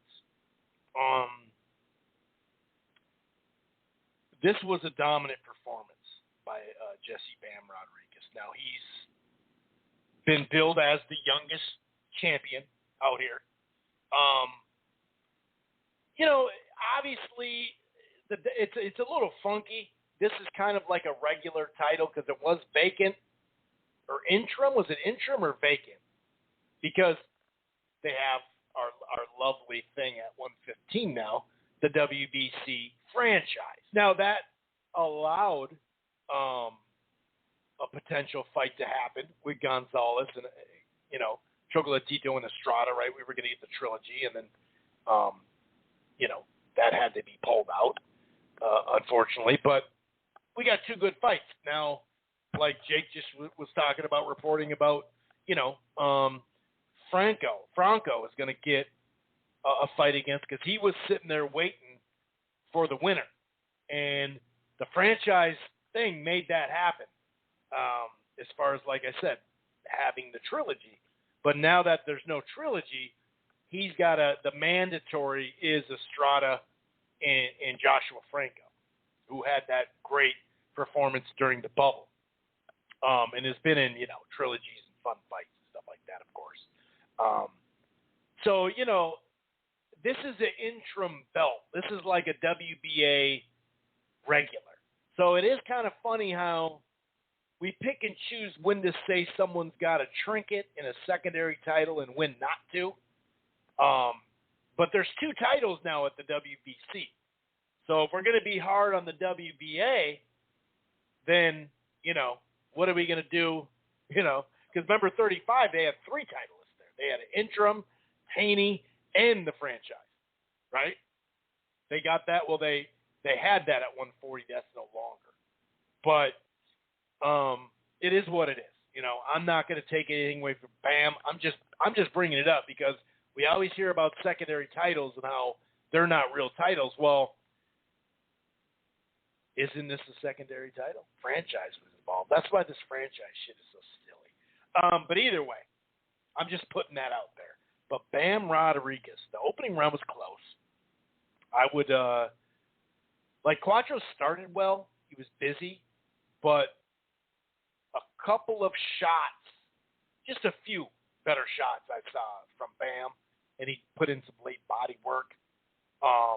Early pressure from Quattros, and he did really well in the last part too. That was a close round. That could have went either way. But the pivoting in the angles, in spots throughout the fight, and the flush combinations, especially midway in that round, this late uppercut that Bam landed, he really started doing some damage. And then in the third round, Quattros came out once again, looked pretty good. Put in some nice body work. Off of a pivot, gorgeous, I think it was a right uppercut, early in that round by Bam Rodriguez. Put him on his ass. Now, to Quattro's credit, he did actually come back fairly strong in that round. Another close one in the fourth. There were some really nice exchanges. But I think Rodriguez landed like a hard left hand. I kind of think that was the difference. Two-way action in the fifth again. Flush shots with a minute left or so by Rodriguez. But I think the jab, the combinations, and kind of a late rally gave Quattros the fifth round. Another busy start in the next round. Quattros just kept doing the same thing, but Bam made his way on the inside using those angles and just landed clean on him. I did give Quattros a seventh, the jabs and right hands. Both guys, nose were bleeding by that time. But then Rodriguez closed strong. He really did. 8th, 9th, 10th. Heavy shots. He was moving a little bit more on the outside by that time, right? Because that made sense. But Rodriguez boxing well behind the jab, too, I should mention. It was just an all-purpose display from Jesse Bam Rodriguez. And like I said, those angles, he can bang with you. He can move on the outside. He can stay at a punching range, but use angles and get off, dude. That was really one of those. Okay, we got a guy down here, and he's going to make some noise for a long, long time. Kudos to you, Bam Rodriguez. He stood out as far as all the fighters. He stood out number one, obviously. Then I think Jesus Ramos, and then I'd say Thurman only because we didn't know what the hell we were going to get from Thurman, and I thought he looked pretty good all in all. So it was, we had the Eubank Jr. He scored knockdowns like first, second, fourth, or fifth. I think it was fourth round. Knocked him down again in the second to last round. You did see Williams kind of make some movement back, right, and win some of those middle rounds, but it was pretty one-sided, like I kind of thought it would be. Eubank Jr. looked good, though. Like I said, especially in the first, say, 4-5 rounds. Then he kind of slowed down a little bit. Williams did have a little success, nothing crazy. It's not like what's his tail scorecard where it was super. And then Clarissa Shields, just a one-sided fight, just completely dominant, easy to score, nothing much to it. Win, but a good win at that. Now I got to admit, I did watch, Daily Motion the next day and the day after. I watched those. I did not pay for that pay-per-view. I wasn't going to pay for that pay-per-view and the other one, and no, whereas I could get people to pitch in for this one, so I pitched, $25 a piece. I didn't pay for that. I told you last week I wasn't going to do that pay-per-view. I didn't do the heavyweight pay-per-view. The Don King pay-per-view, I didn't do that one either. But I did end up watching it. I didn't live stream it, so I didn't do anything illegal. If it's on Daily Motion, if it's on All the Best Fights, if it's on YouTube, that's on that platform. They can go talk to them. But I didn't live stream it, still, like I said, but I did watch it back. And, the first chunk of that fight, Eubank looked pretty good. Clarissa looked good. She was dominant, but, it's tough, man. Like, how many big fights, the Marshall fight, there's other fights out there, but after the Marshall fight, okay, what's next? It's going to be – that's the thing. Like, some divisions are deeper than others, but they all kind of fall off because there's just not that many. You can go to BoxRec and see like 1,000 welterweights or something like that, registered. And then it'll be like 40 or 50 registered fighters in a division. And that's obviously a lot of different levels. When I say 1,000, it's not like, 877 is a tough fight too. I'm not saying that like top to bottom, But that's part of what we're seeing, some of the exposure it's getting, especially in the UK. We're going to have some more exposure here, like Jake was even saying, with that Serrano and Katie Taylor fight. By the way, they did do really good sales, pre-sales, which is dope. I think judging by the tickets, they priced them correctly. So kudos to them. It looks like that's going to be a packed house, whether it sells out or not. Who cares? That they're pre-sale. I think they beat the pre-sale record of, what was it, Golovkin and Lemieux, something like that. But obviously, ticket prices are a little different. But, my point is they kind of have to keep having all these fighters keep pushing it. And then, amateurs now will continue to be influenced. And next thing you know, the depth will continue to grow. You know what I mean? Because right now it's pretty easy to put belts together, if you're being honest. We see 2 real belts. Like it's easy to get big, it's even undisputed. It's pretty easy to put these fights together, money-wise, and there's just not a lot of depth. That's the problem.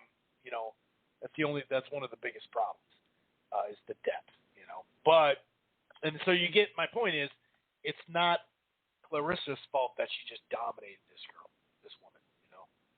It just, there's only going to be so many fighters that can even hang with some of these females. You know what I mean? As far as winning rounds, not just surviving. I'm really looking forward to that Serrano Taylor. I like Serrano in that, not hugely, but I like it. And a lot has been made of, Serrano, I think, saying, Katie Taylor turned down the 12 rounds, 3-minute rounds. They've already put pen to paper. They've already agreed to what it was going to be. And to be honest with you, like, if they're going to ever go to 3-minute rounds, it's got to be at least, it'll just kind of happen, right? Maybe they'll say in 3 months or 6 months, or maybe let's say let's say if they did it next year, they say sometime in the fall, hey, we're going to change this. Because do you want to have a camp for your biggest fight of your career is going to be longer, and it's going to be longer every minute, every round? That's a little funky in your biggest fight. So a lot of people are down on Taylor for not taking it. It'd be dope, and at some point you're going to have to change. But, if you've been training for 2-minute rounds this whole time, it's a lot harder than you think just to be like, oh, we're good. Now, it's not as hard for, these women because they've had a bunch of fights, But they're going to, if they ever change it, they're going to have to And it won't be universal change, by the way, right? It just won't be because it's up to the state commissions here. Maybe in the UK they could universally change it. I don't know. But I just don't think people should get down on Taylor because she didn't accept it, especially when they already signed the contract. You know, if you say, you know, maybe you should have not budged and make it that way, you know, instead of saying it later. You know, to me, it's more like a way to pump up the fight. Oh, she was scared or whatever. You know what I mean? It's not really reality to change the contract. I'm not saying this is a great example, but you know how always people say, oh, why don't you just, you know, the winner gets to take more. The winner takes, or the winner takes all, you know, or the winner gets the more. Dude, but then you're leaving in the hands of judges. You can't, you know, when you're talking about top level against top level, it's hard to knock top level guys, people out, boxers, right? Women, men. And so we hear that a lot, like, well, why doesn't the winner just get 70%? You can't do that, dude, because what are you going to get robbed and get less money and you're the A side? Nah, it's revenue based. That's how it is. And I don't think we should get down on Taylor for that, to be honest with you. Now, it's going to change. It's going to affect people. But it's not as simple, especially if you're within the first 10 fights of your career and you've been doing 2-minute rounds. You got to have a different camp for the next fight. I'm not saying that it's not possible. Of course it is. And I'm sure they do 3-minute rounds, if not 5-minute rounds, some of them, right? So I just think it's kind of a big ask in your biggest fight. They're billing it as the biggest, not the first, but the biggest women's fight ever. Then all of a sudden you're going to tweak it at the, you know, after you've already agreed upon. I just can't get too mad about that. Anyway, there is a little under 10 minutes left of the live stream. The number to dial is 646-381-4990. If you're listening to it in the browser right now, you have 9 minutes, 24, 23, 22 seconds left. Call 646-381-4990 if you want to join in at the end and listen to the rest of the show. Anybody online that's chilling, maybe listen to the, you know, I do notice a couple of new area codes or maybe just new numbers in those area codes. If you want to press 1 and join in, that's cool. If not, you're just listening. That's cool too. For the weekend, we do have Daniel Jacobs and John Ryder on DAZN. And it's kind of, you know, it's an interesting fight. I do have some interest in this one here. I think it's a good, just a solid, kind of like I said when DAZN announced their fights, you know, their fight schedule early. I thought there was some good crossroads type fights in there, and I would definitely classify this as that. But how long is so he's been out for a while. I didn't realize how long Danny had been out. I know, you know, that Gabe Rosado fight, that's a throwaway fight. I mean, Chavez Jr. as an opponent at this point, that never really did much to me, but he didn't, or for me, I should say, but he didn't really look all that great in that fight. But if you would have said, I think Rosado won, I wouldn't have said no. I was fine with the draw in that fight. I think it was a split decision, and there were 7-5 all the cards. But that fight was in 2020, November 2020. And now Jacobs has come back to Rozier, I believe. They're back. He's back with his trainer. Now that he's not fighting Canelo for a huge purse, he's ready to give, you know, some money back to Rozier. No. But it's been shit. I mean, 13 months. No, 14, 15 months. So he's been out of the ring for a while. It's funny. No one's really talked about some of these other guys that have been out of the ring for a while. Obviously, you talk about Keith because it was 30 months. And even Santa Cruz, you know, he was out since that knockout at the same time. But he's, you know, going against a little bit different level. A lot different level, really. John Ryder is a good fighter. He's solid. He's game. He's a lot of things, right? Some people did think that he did enough a few years back against Callum Smith. That was a competitive round. It was a competitive fight. He had a really close, this is even a couple years behind. I think 2017, 18. He had that close fight. He lost it, split decision with Rocky Dilding.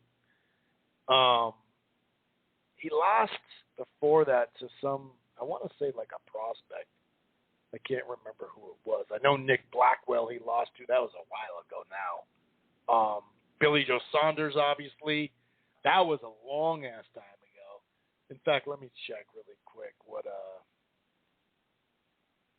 But I think this is, that was 2013 he fought Billy Joe Saunders. That was a split decision, too. That's that Billy Joe where he looks good for like half of it, and then the other half is like, whatever. That's just how Billy Joe is. Besides the Lemieux fight, though, that's for sure. But what's Jacob has left? How motivated is he? Because I gotta admit that the last two fights he hasn't looked motivated whatsoever, and at 168 he hasn't looked good at all. He hasn't really looked good at all. So, I don't know. I am interested in that. Like I said, he went back to his former trainer, so maybe that'll spark him a little bit. He's in there with a real dude. Ryder's a good fighter.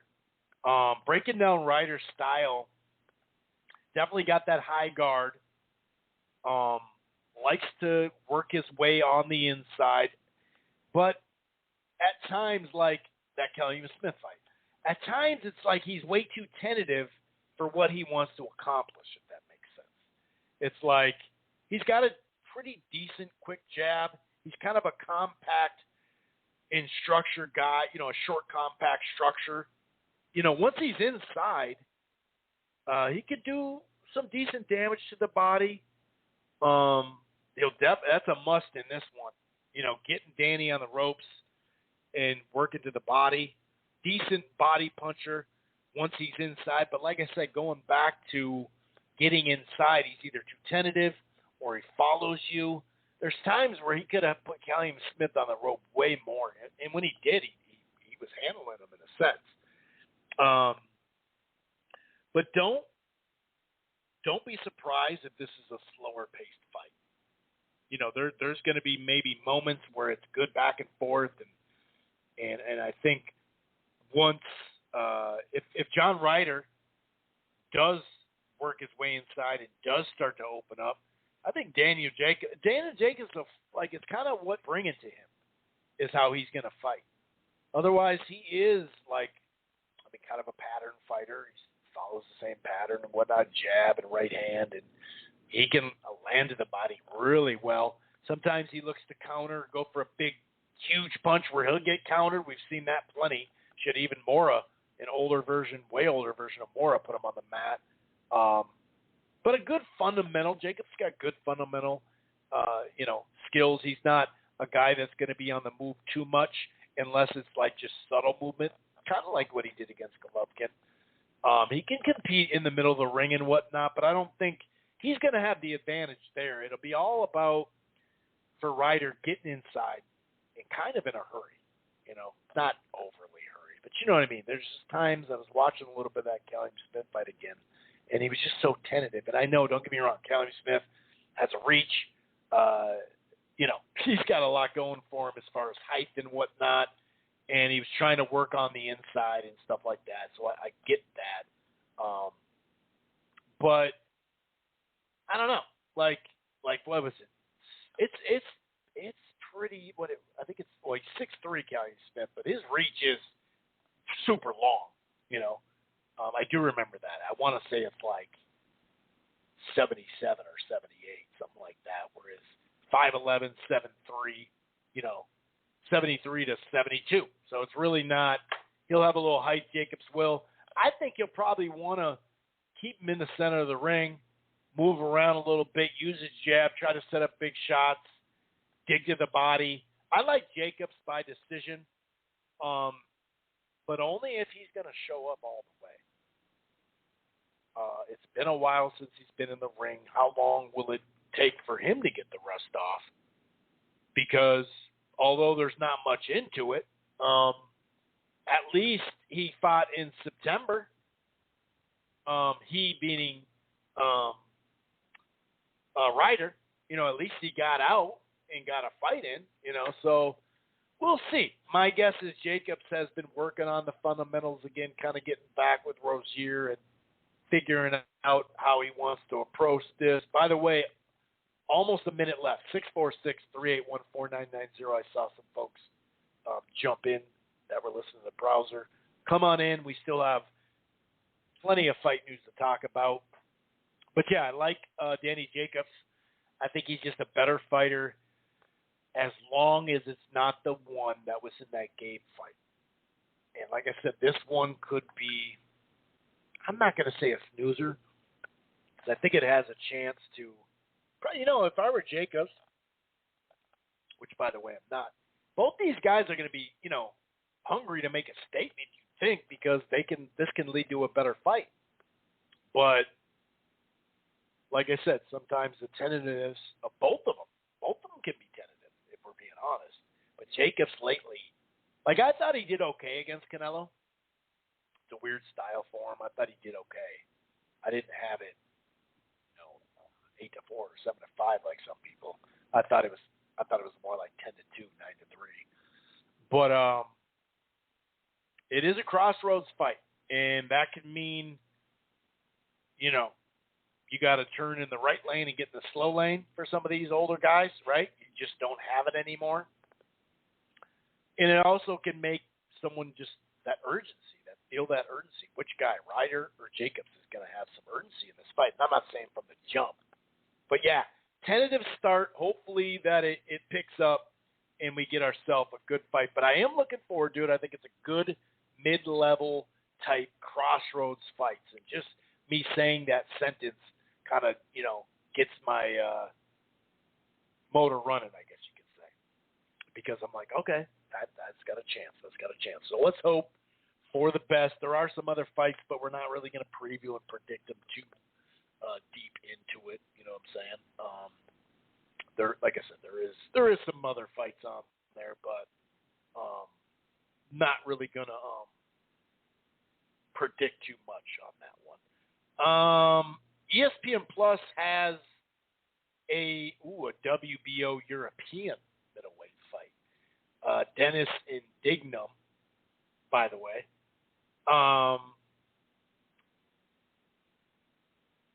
Let's see, that's from London too, so that'll be during the day, that fight. I forgot to say that Jacobs fight. Yeah, because that Showbox is next weekend. So, yeah, it's a light weekend. It is what it is.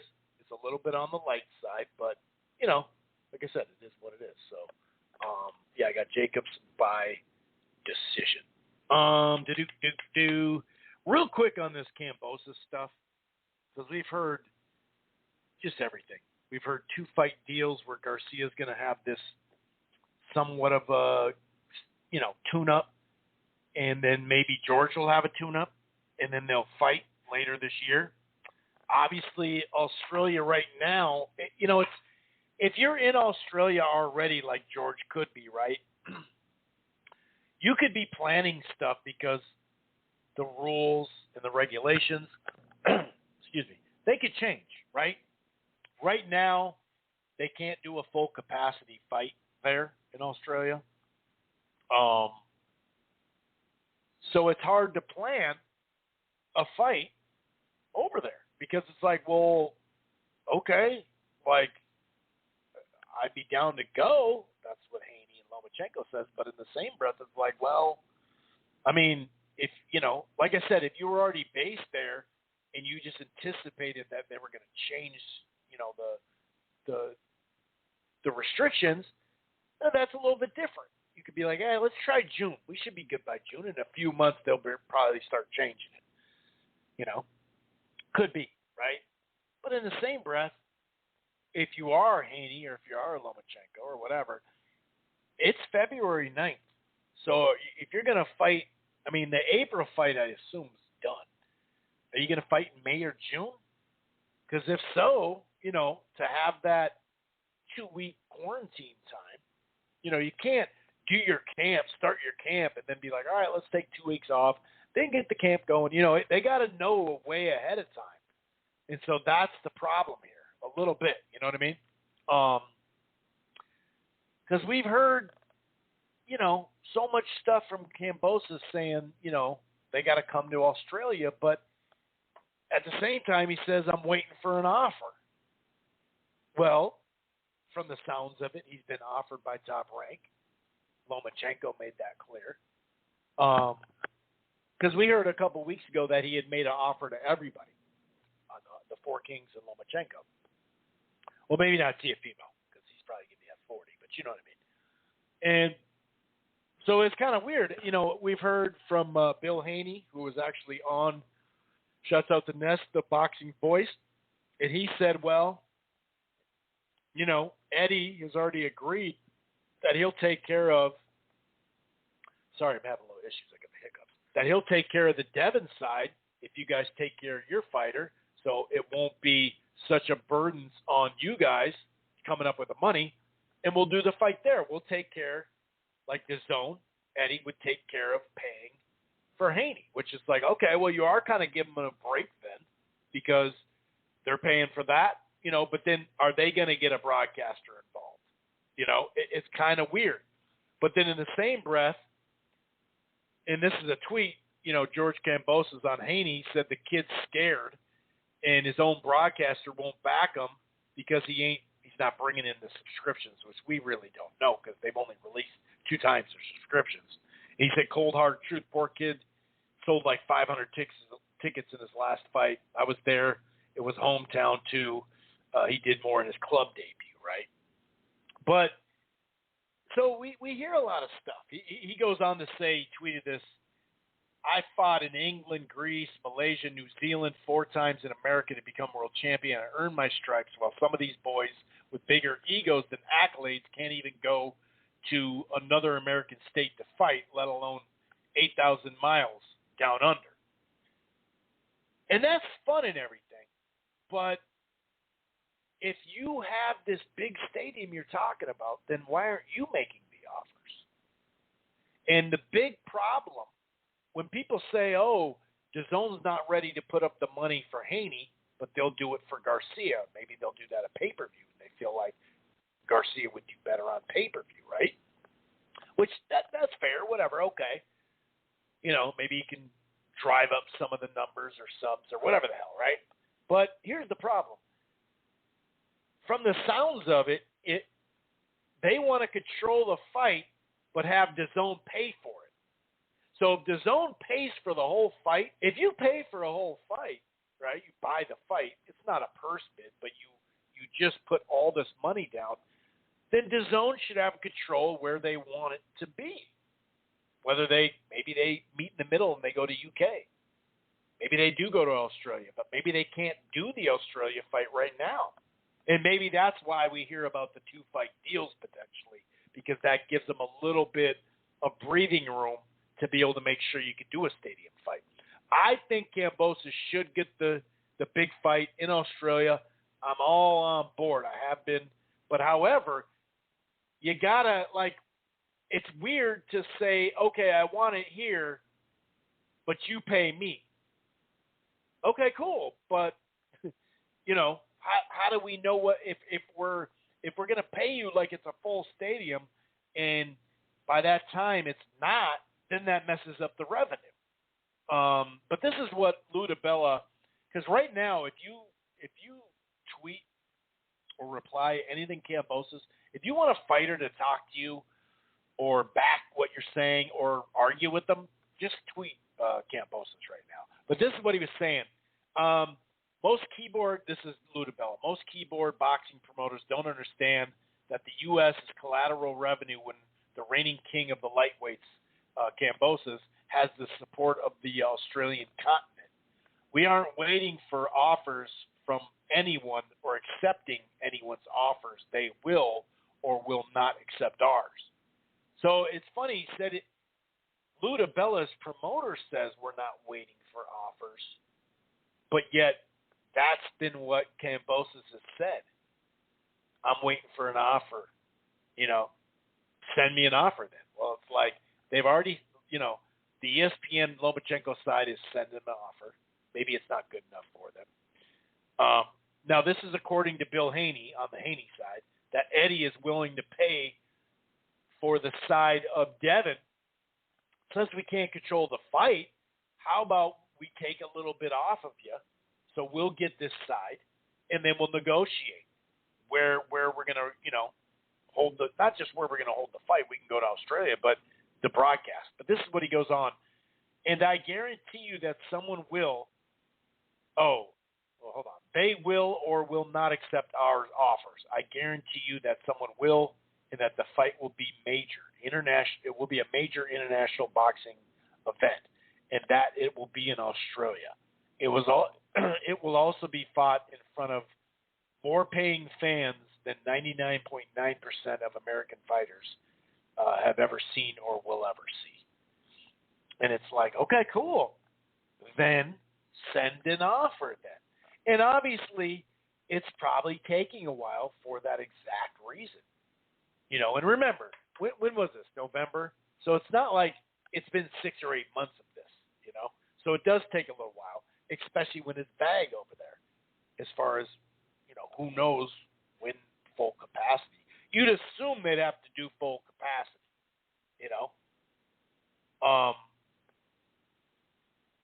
So I don't know. I'm not sure. But what I'm talking about is like, someone was talking shit about Kambosos, and he followed up with a tweet. What do you want about, mate? I'm fighting either Lomachenko or Haney, period. So the Garcia stuff's out the window then. There's a lot of behind the scenes that the average fan does not see a lot of games. But anyone in my position would take an easy fight. Not me, mate. I thrive with the best challengers. Stay tuned. So they're figuring it out. They're getting it figured out, which I totally get because there's a lot to figure out, especially if they don't have, a full capacity right now. And by the way, Australia does pay-per-views all the time. In fact, for a while there, I think it's changed minorly because Fox is over there now, or it's on there. Fox has been there, but I think it's on there. Of course, DAZN probably shows some fights there too, but for a while, it was much like Canada, where a lot of stuff. We complain about pay-per-views here. Canada and Australia, pretty much every fight was pay-per-view. Now, it wasn't $75. Probably wasn't even $40, but they do have a pay-per-view. UFC does pay-per-view theirs a lot, so they have they have a revenue right there. But my thing is, on the Kambosos side, okay, then don't be chattering about all this shit about sending me an offer when your own promoter's telling you we're going to send the offers. Okay, well then cool. Then let's not always talk about it online, because we know a lot of these fights online that are talked about, what happens? They don't get fucking made. And that's the thing. I mean, we're still in this, in the 2020 summer. Remember when multiple people said we gotta find a nickname for these lightweights, dude? The Four Kings, right?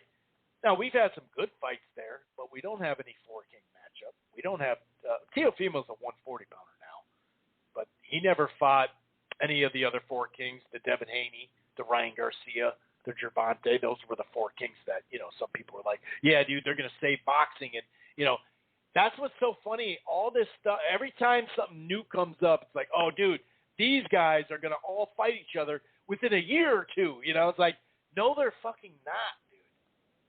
And my problem with this is, like, you rip these other fighters for, working up to fights, right? They're fighting a lot in the top 10, and then the biggest money maker comes at the end of it. But then you'll just jump and be like, oh, dude, the lightweights, man, those guys, listen to them in interviews. Listen to their promoters. They want to fight everyone, dude. Yeah, they do. But it's a business, unfortunately. And so they're going to, like I always said, I thought Ryan Garcia and Tank got that last year before, Manny Pacquiao came into the scene, right, and stole Ryan Garcia away for a little bit. And then he had mental health problems, and then he had an injury. So, but this whole thing of, these four guys, listen to their interviews. Even Kambosos, listen to his interviews. They're interviews, though. They're just interviews. Doesn't mean this shit's done.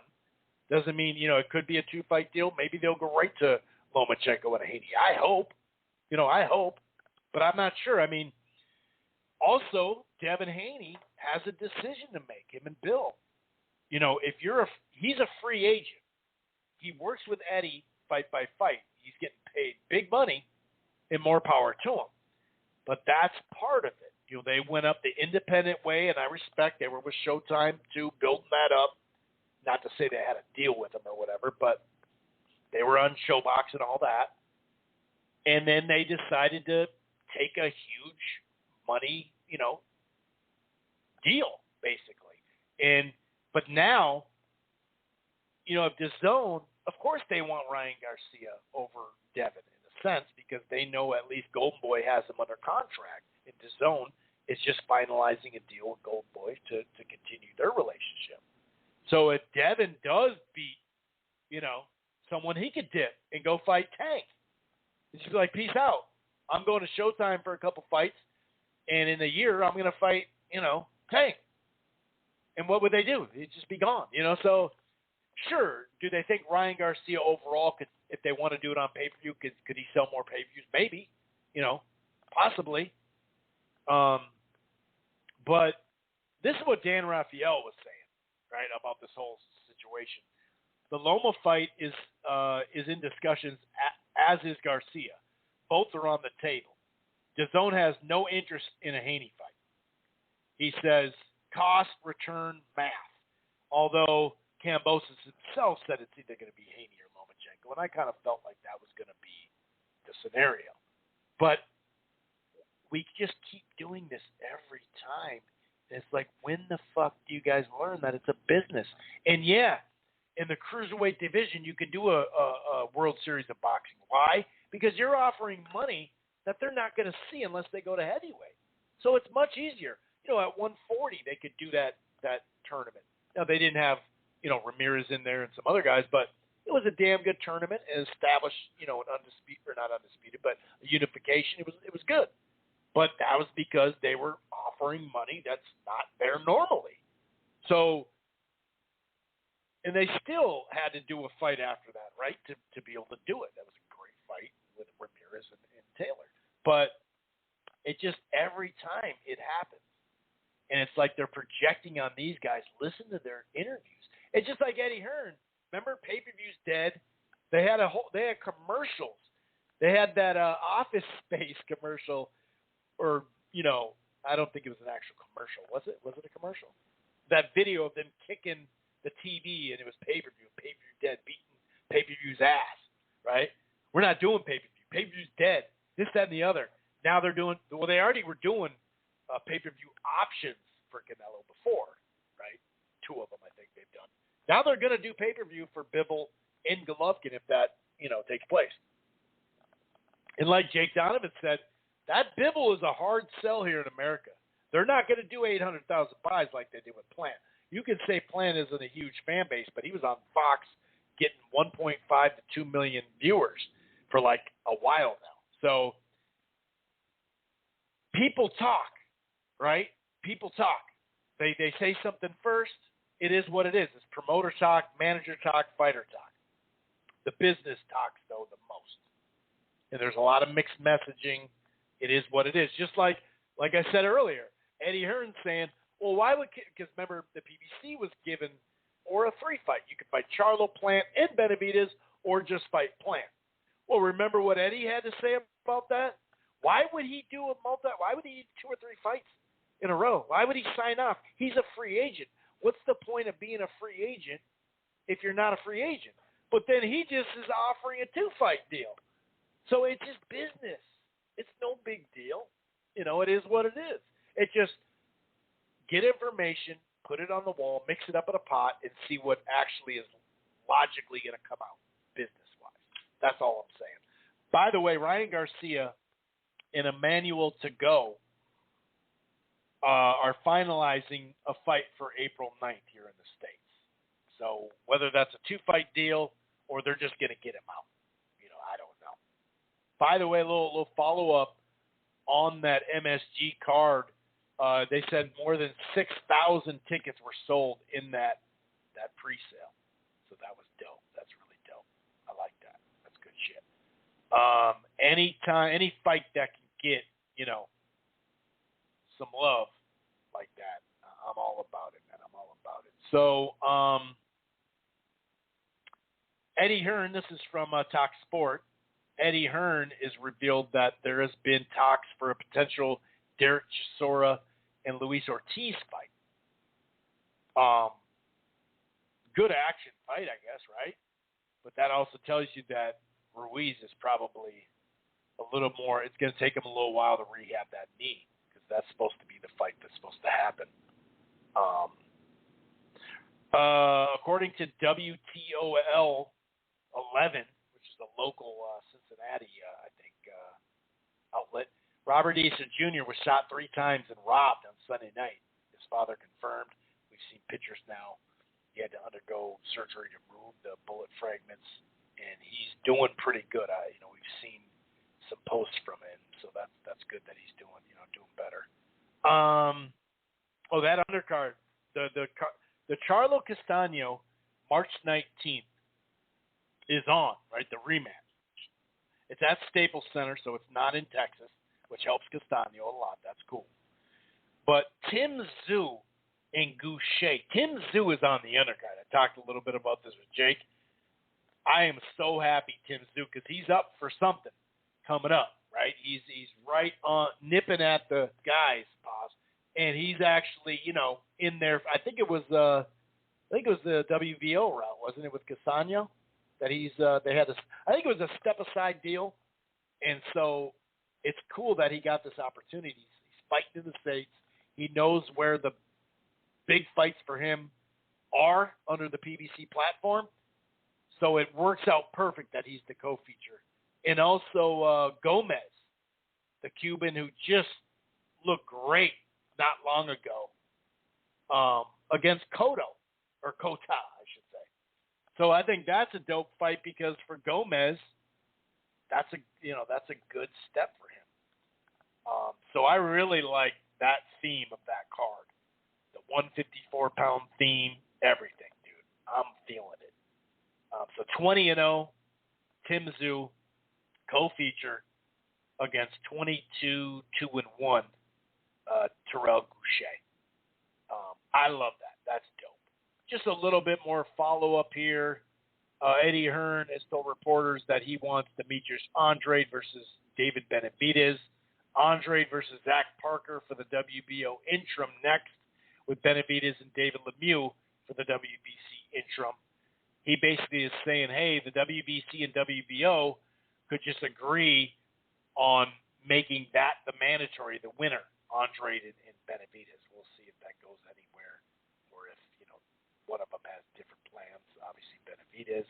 And as Jake said, he tweeted this earlier, the WBA has formally ordered Juan Francisco Estrada against Joshua Franco. I like that fight. I'm glad that they didn't make him wait. I would have rather seen, I definitely would have rather seen, the Gonzalez fight for the trilogy, but I would have liked to seen that got cleaned up a little bit. A lot of people thought Gonzalez won. I don't think Gonzalez got robbed in that fight. That's just me, but I am biased towards Estrada. I'll fully admit it. Got a couple other items. This is more of the hardcore scene here. Matchroom. Joshua Buatsi against Craig Richards. That's going to be April or May. I guess Matchroom has planning shows on April 16th and May 7th or May 14th in London. Buatsi and Richards. I like that fight. That's a good fight for that level. I really like that fight. Oh, yeah, and then I just got someone just messaged me about Sean Porter. Saying, Boots is overrated. And, a lot of people were pissed off or whatever. But, you can think about Boots however you want. He's the next guy to be dominant. he's next in general. He's going to be a star now that he's aligning himself more and more with the PBC. He's got a Clayton fight coming up, which I think at this level is a good fight for him as he, puts himself in. We know that no matter what happens with Spence in the next couple fights, if he were to get past Ugas or whatever, if he lost Ugas, maybe he'd have a rematch, but he's going to 54 within the year probably. So these belts are going to come loose. And, I don't know. I mean, he technically is overrated right now off his resume.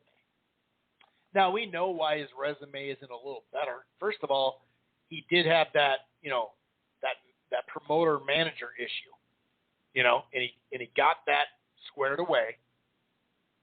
So now it does seem like he's aligning himself, which is what you got to do. Oh, who's got all the, no matter if it's the zone, what weight class we're talking about? 115, you got to go to the zone. 122, probably got to go to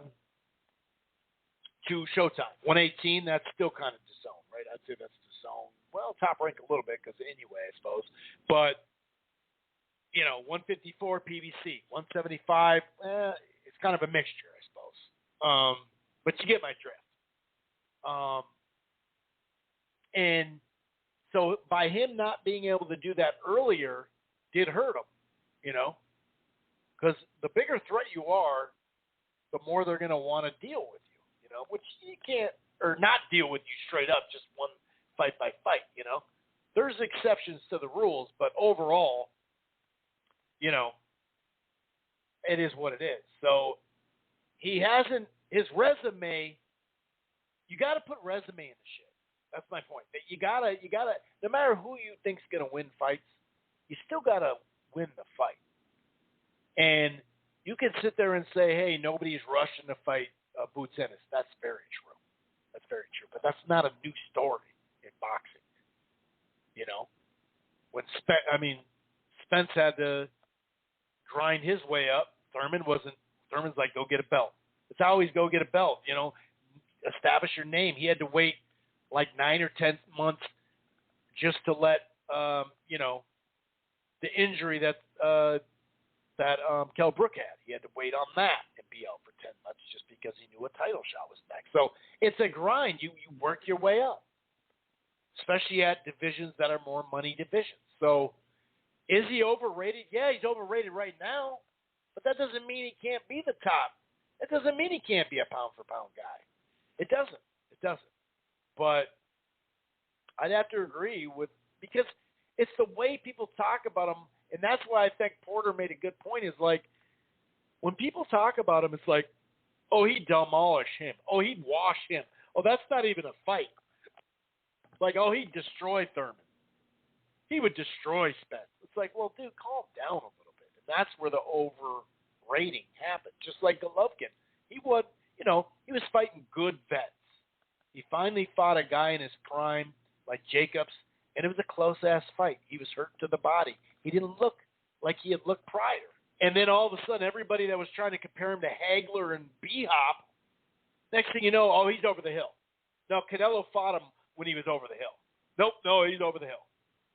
Well, if Golovkin's over the hill, how did he produce what he produced in the last few rounds of the second fight if he's done?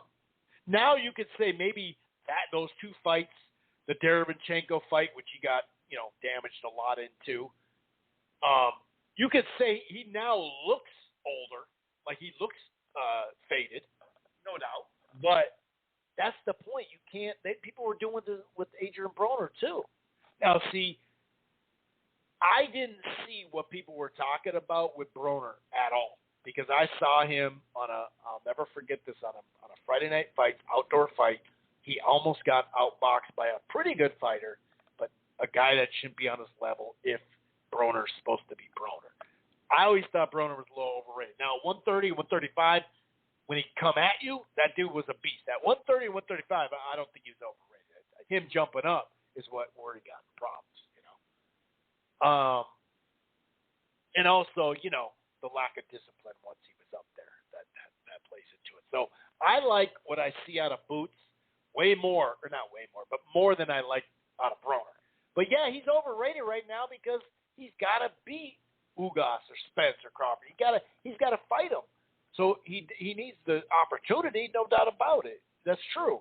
But to sit there and say he washes all these dudes, you got to let the fights happen too. So don't get too personal about what Porter said, because it is true. Technically speaking, he's overrated right now based off his resume. Project all you want, but he's not a pound-for-pound fighter right now. Just to give you a little bit more detail, the 2-fight offer, this is it's Eddie Hearn telling Mike Coppinger. The deal's worth upwards of $85 million guaranteed. Alvarez is also, so that's for 2 fights. And Alvarez is also mulling over a $45 million offer to fight Charlo. He could revisit Charlo if the deal falls apart in the 11th hour, making it seem intimate.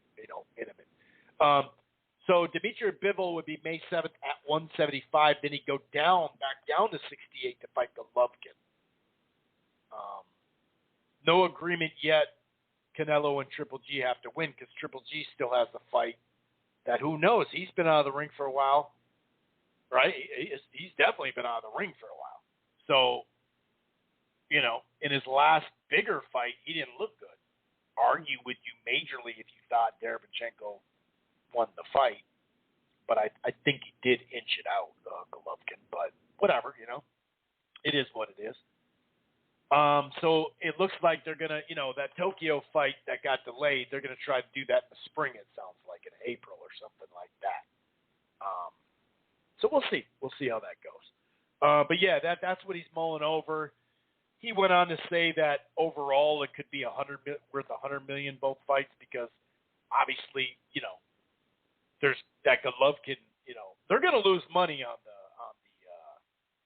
the Bivol fight. That's just facts. I mean, if you're gonna give him whatever it would be would it be the same? I mean, I doubt it'd be the same. If it's 85, what would that be, like 35, and then the rest would be for Golovkin, or would it be both?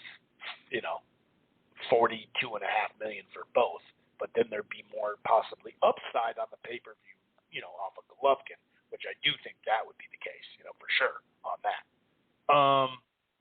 So yeah, we'll see.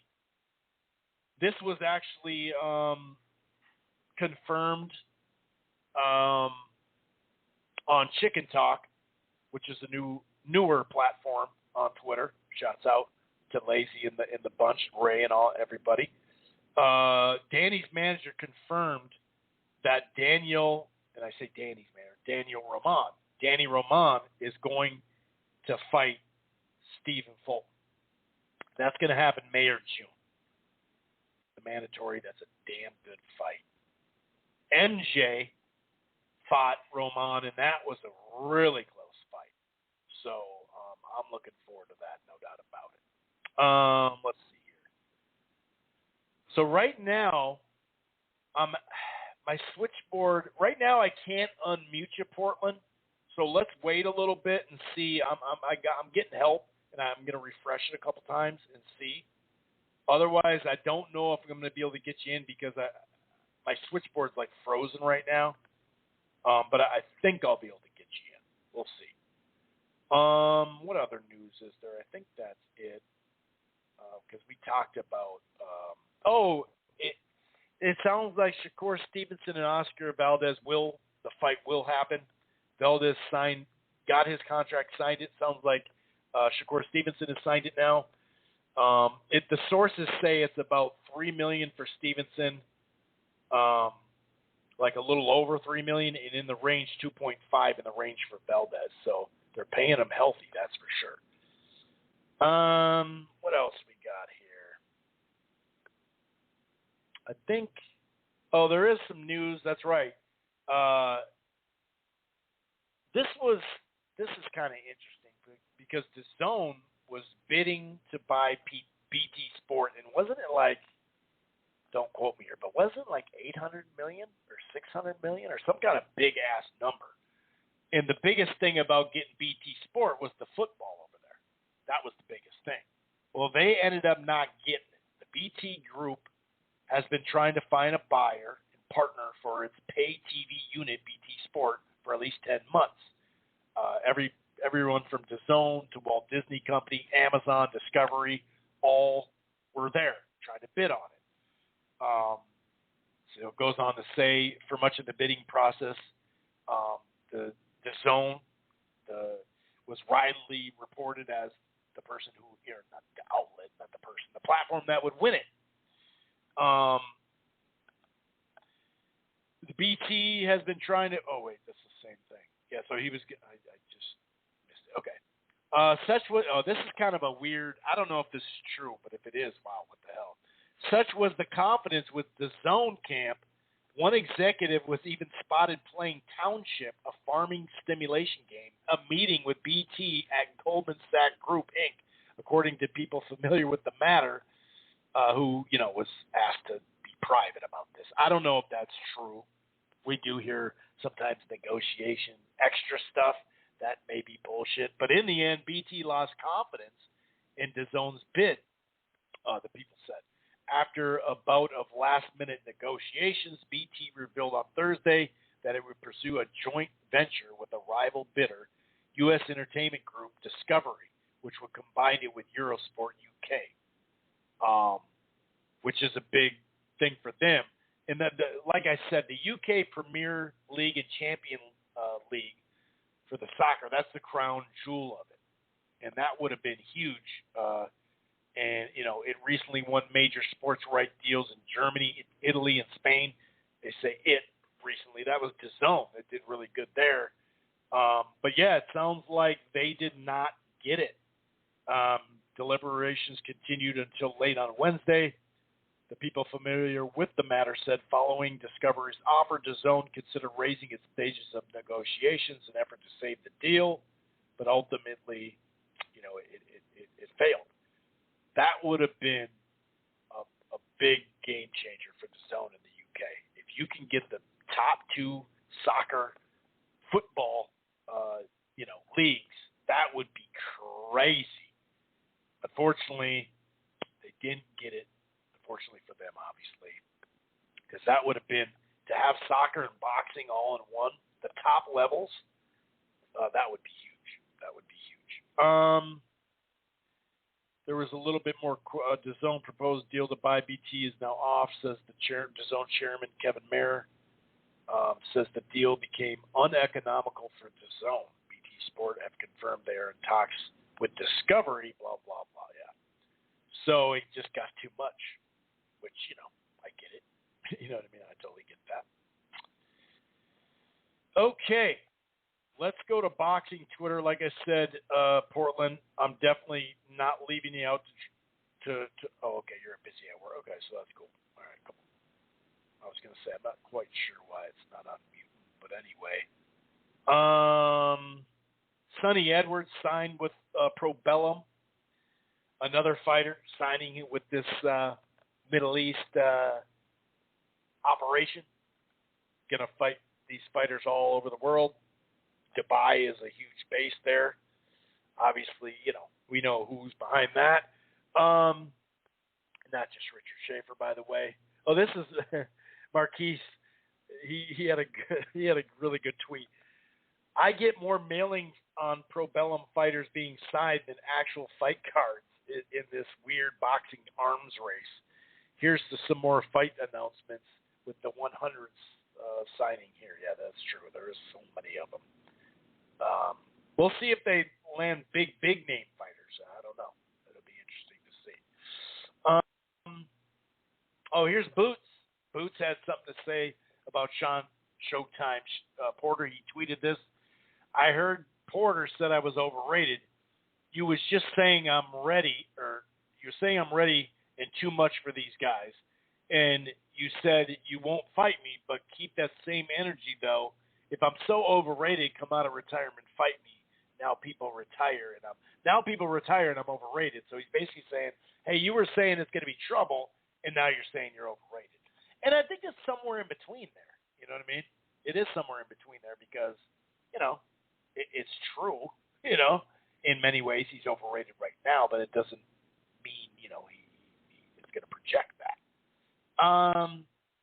This is Lefty. I say it all the time, and we'll say it again. It's interesting when certain media folks understand what's good business for these networks and promoters, and suddenly it's not about the best fighting the best or a fighter earning the fight. So true, so true.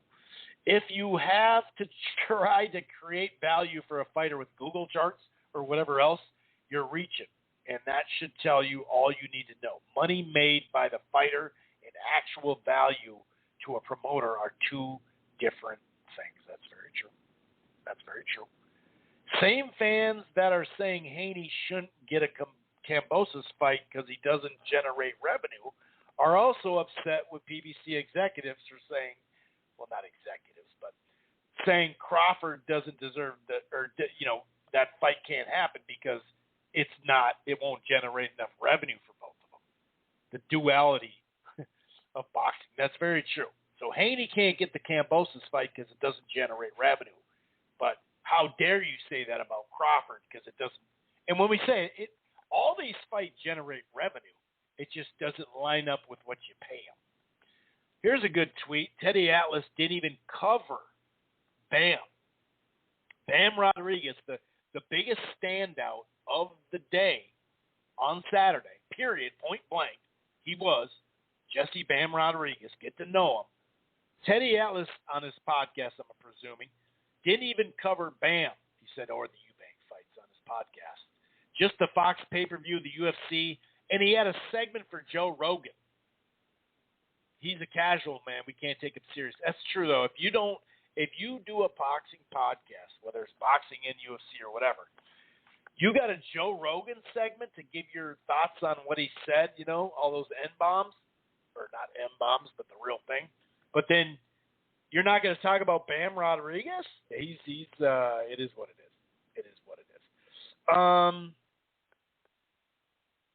So another thing that makes no sense, Dan said DAZN does not want to pay for Haney and Kambosos. Then why the F is DAZN letting Eddie pay him $3 to $5 million for a fight? That doesn't add up. That's true.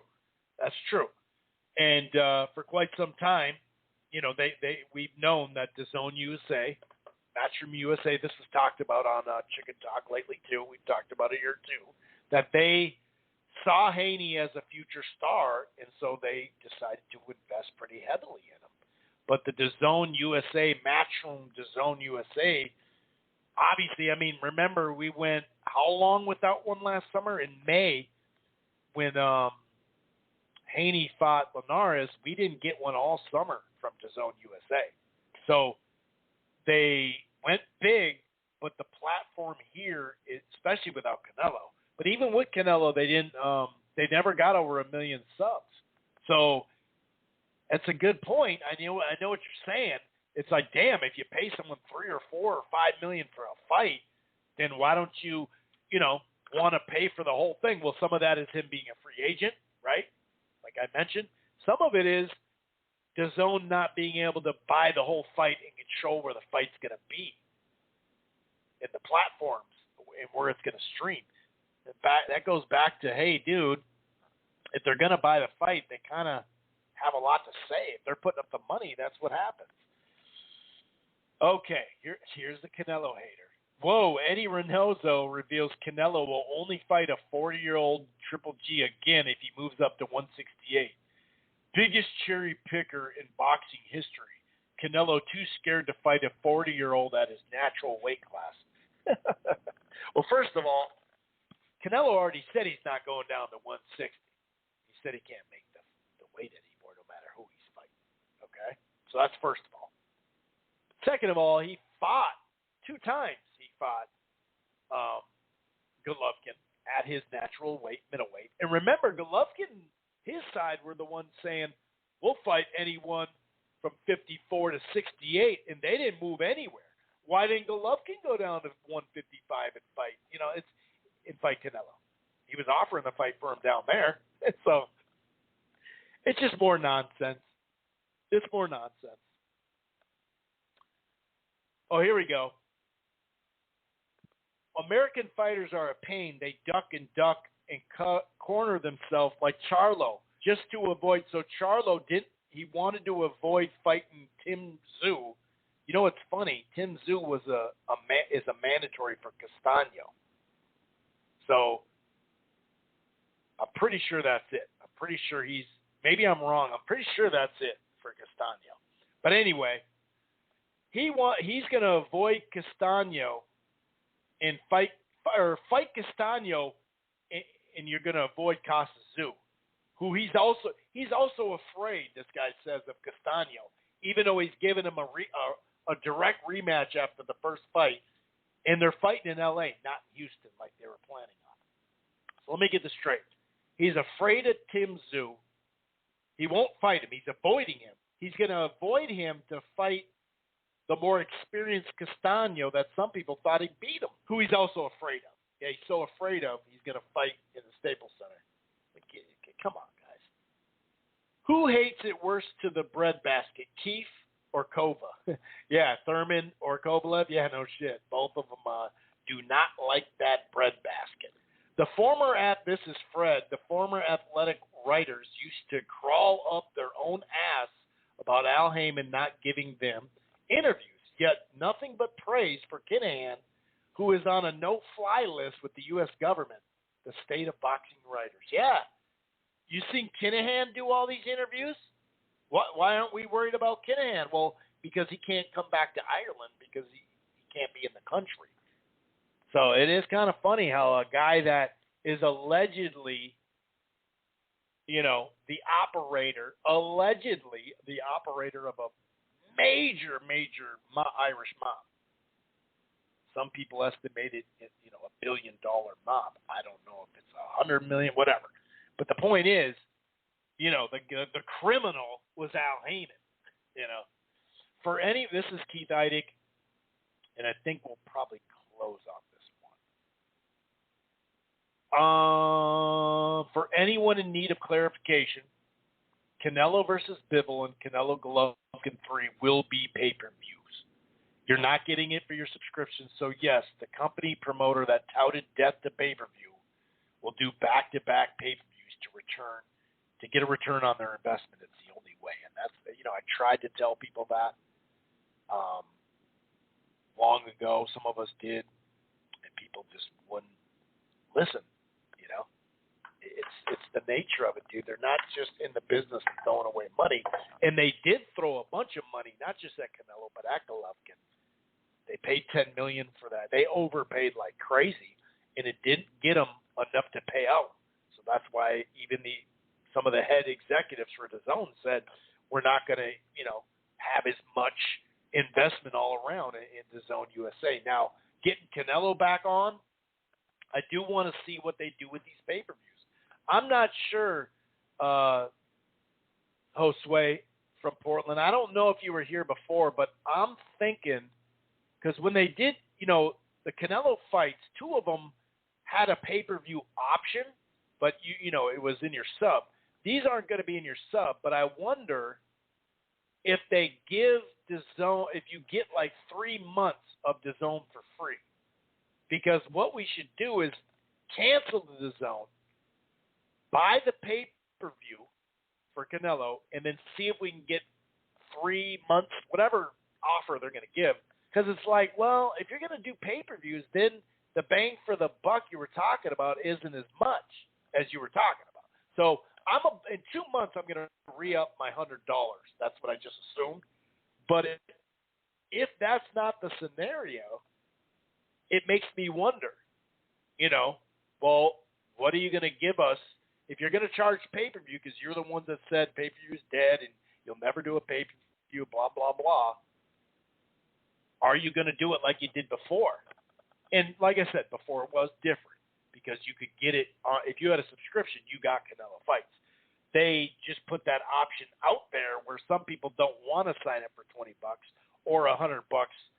They just want to buy the pay-per-view and do one night. So that's what that option was there for. But they offered, I think the first one literally was 4 months free on DAZN. Well, are they going to give us a DAZN deal? Because otherwise, are they going to make people sign up pay-per-view and then, I don't know. Because ESPN Plus, you got to sign up. If you've already signed up, the pay-per-views are a little cheaper. So I'm not sure how they're going to work this.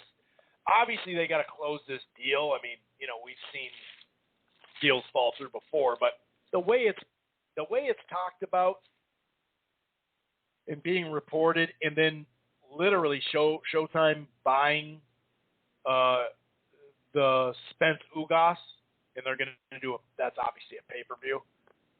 My guess is it's going to be a DAZN. This 2-fight deal is going to happen.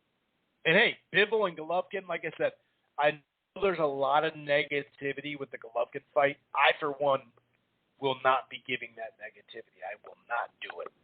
Now, hopefully, they actually did this for his first or second fight. Technically speaking, I don't know if they'll do it, but they did put Canelo's fights, 2 of them, I think, or at least one of them, in the movie theater. So maybe I can get a little discount movie theater action. I don't know, because I like watching them on the big screen. Anyway, I'm going to get out of here. I think I covered pretty much it. I did get a couple more messages talking about, where's your pay-per-view segment? You said you had this pay-per-view segment.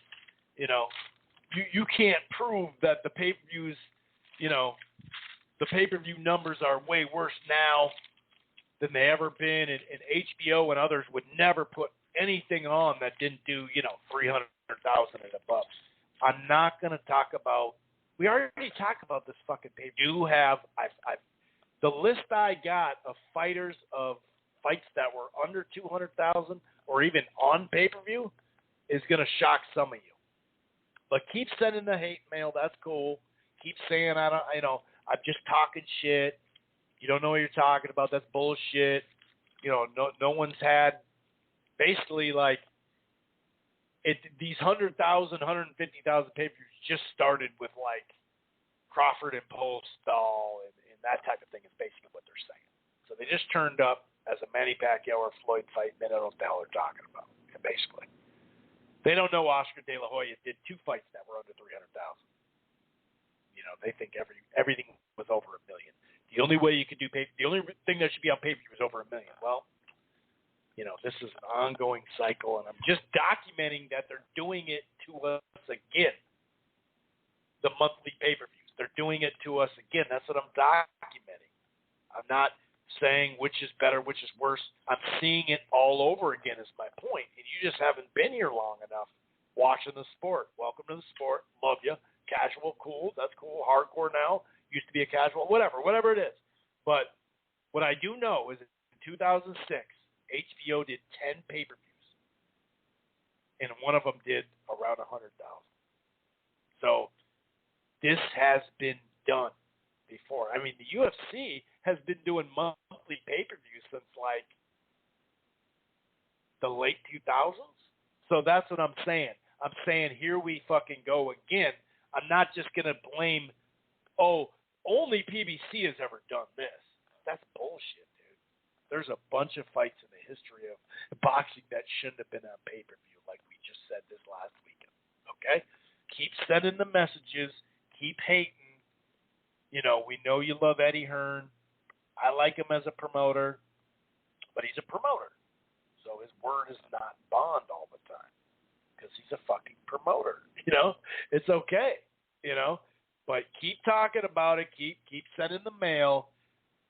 You're right. The segment will never happen, okay?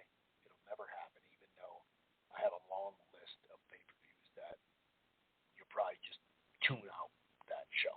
Anyway, I'm going to get out of here. Enjoy the fight this weekend. It's literally one fight that I'm really interested in the Crossroads fight between Daniel Jacobs and John Ryder. All right, let's hope we get a good fight. Be back next week. Peace out. Thank you, Jake Donovan. Thanks, host Sway, for listening, and everybody else. Press 1 next time, folks. That did come new this time. I'm out. Peace. Once you become the world champion, I believe that you feel you have the upper hand. So now, as you fight, let's say you fight 4 or 5 years of straight survival, the bullshit, the holdback, and when you become the world champion, you're like, you know what, I made it. I'm going to show you it's this. So I'm going to get every dollar worth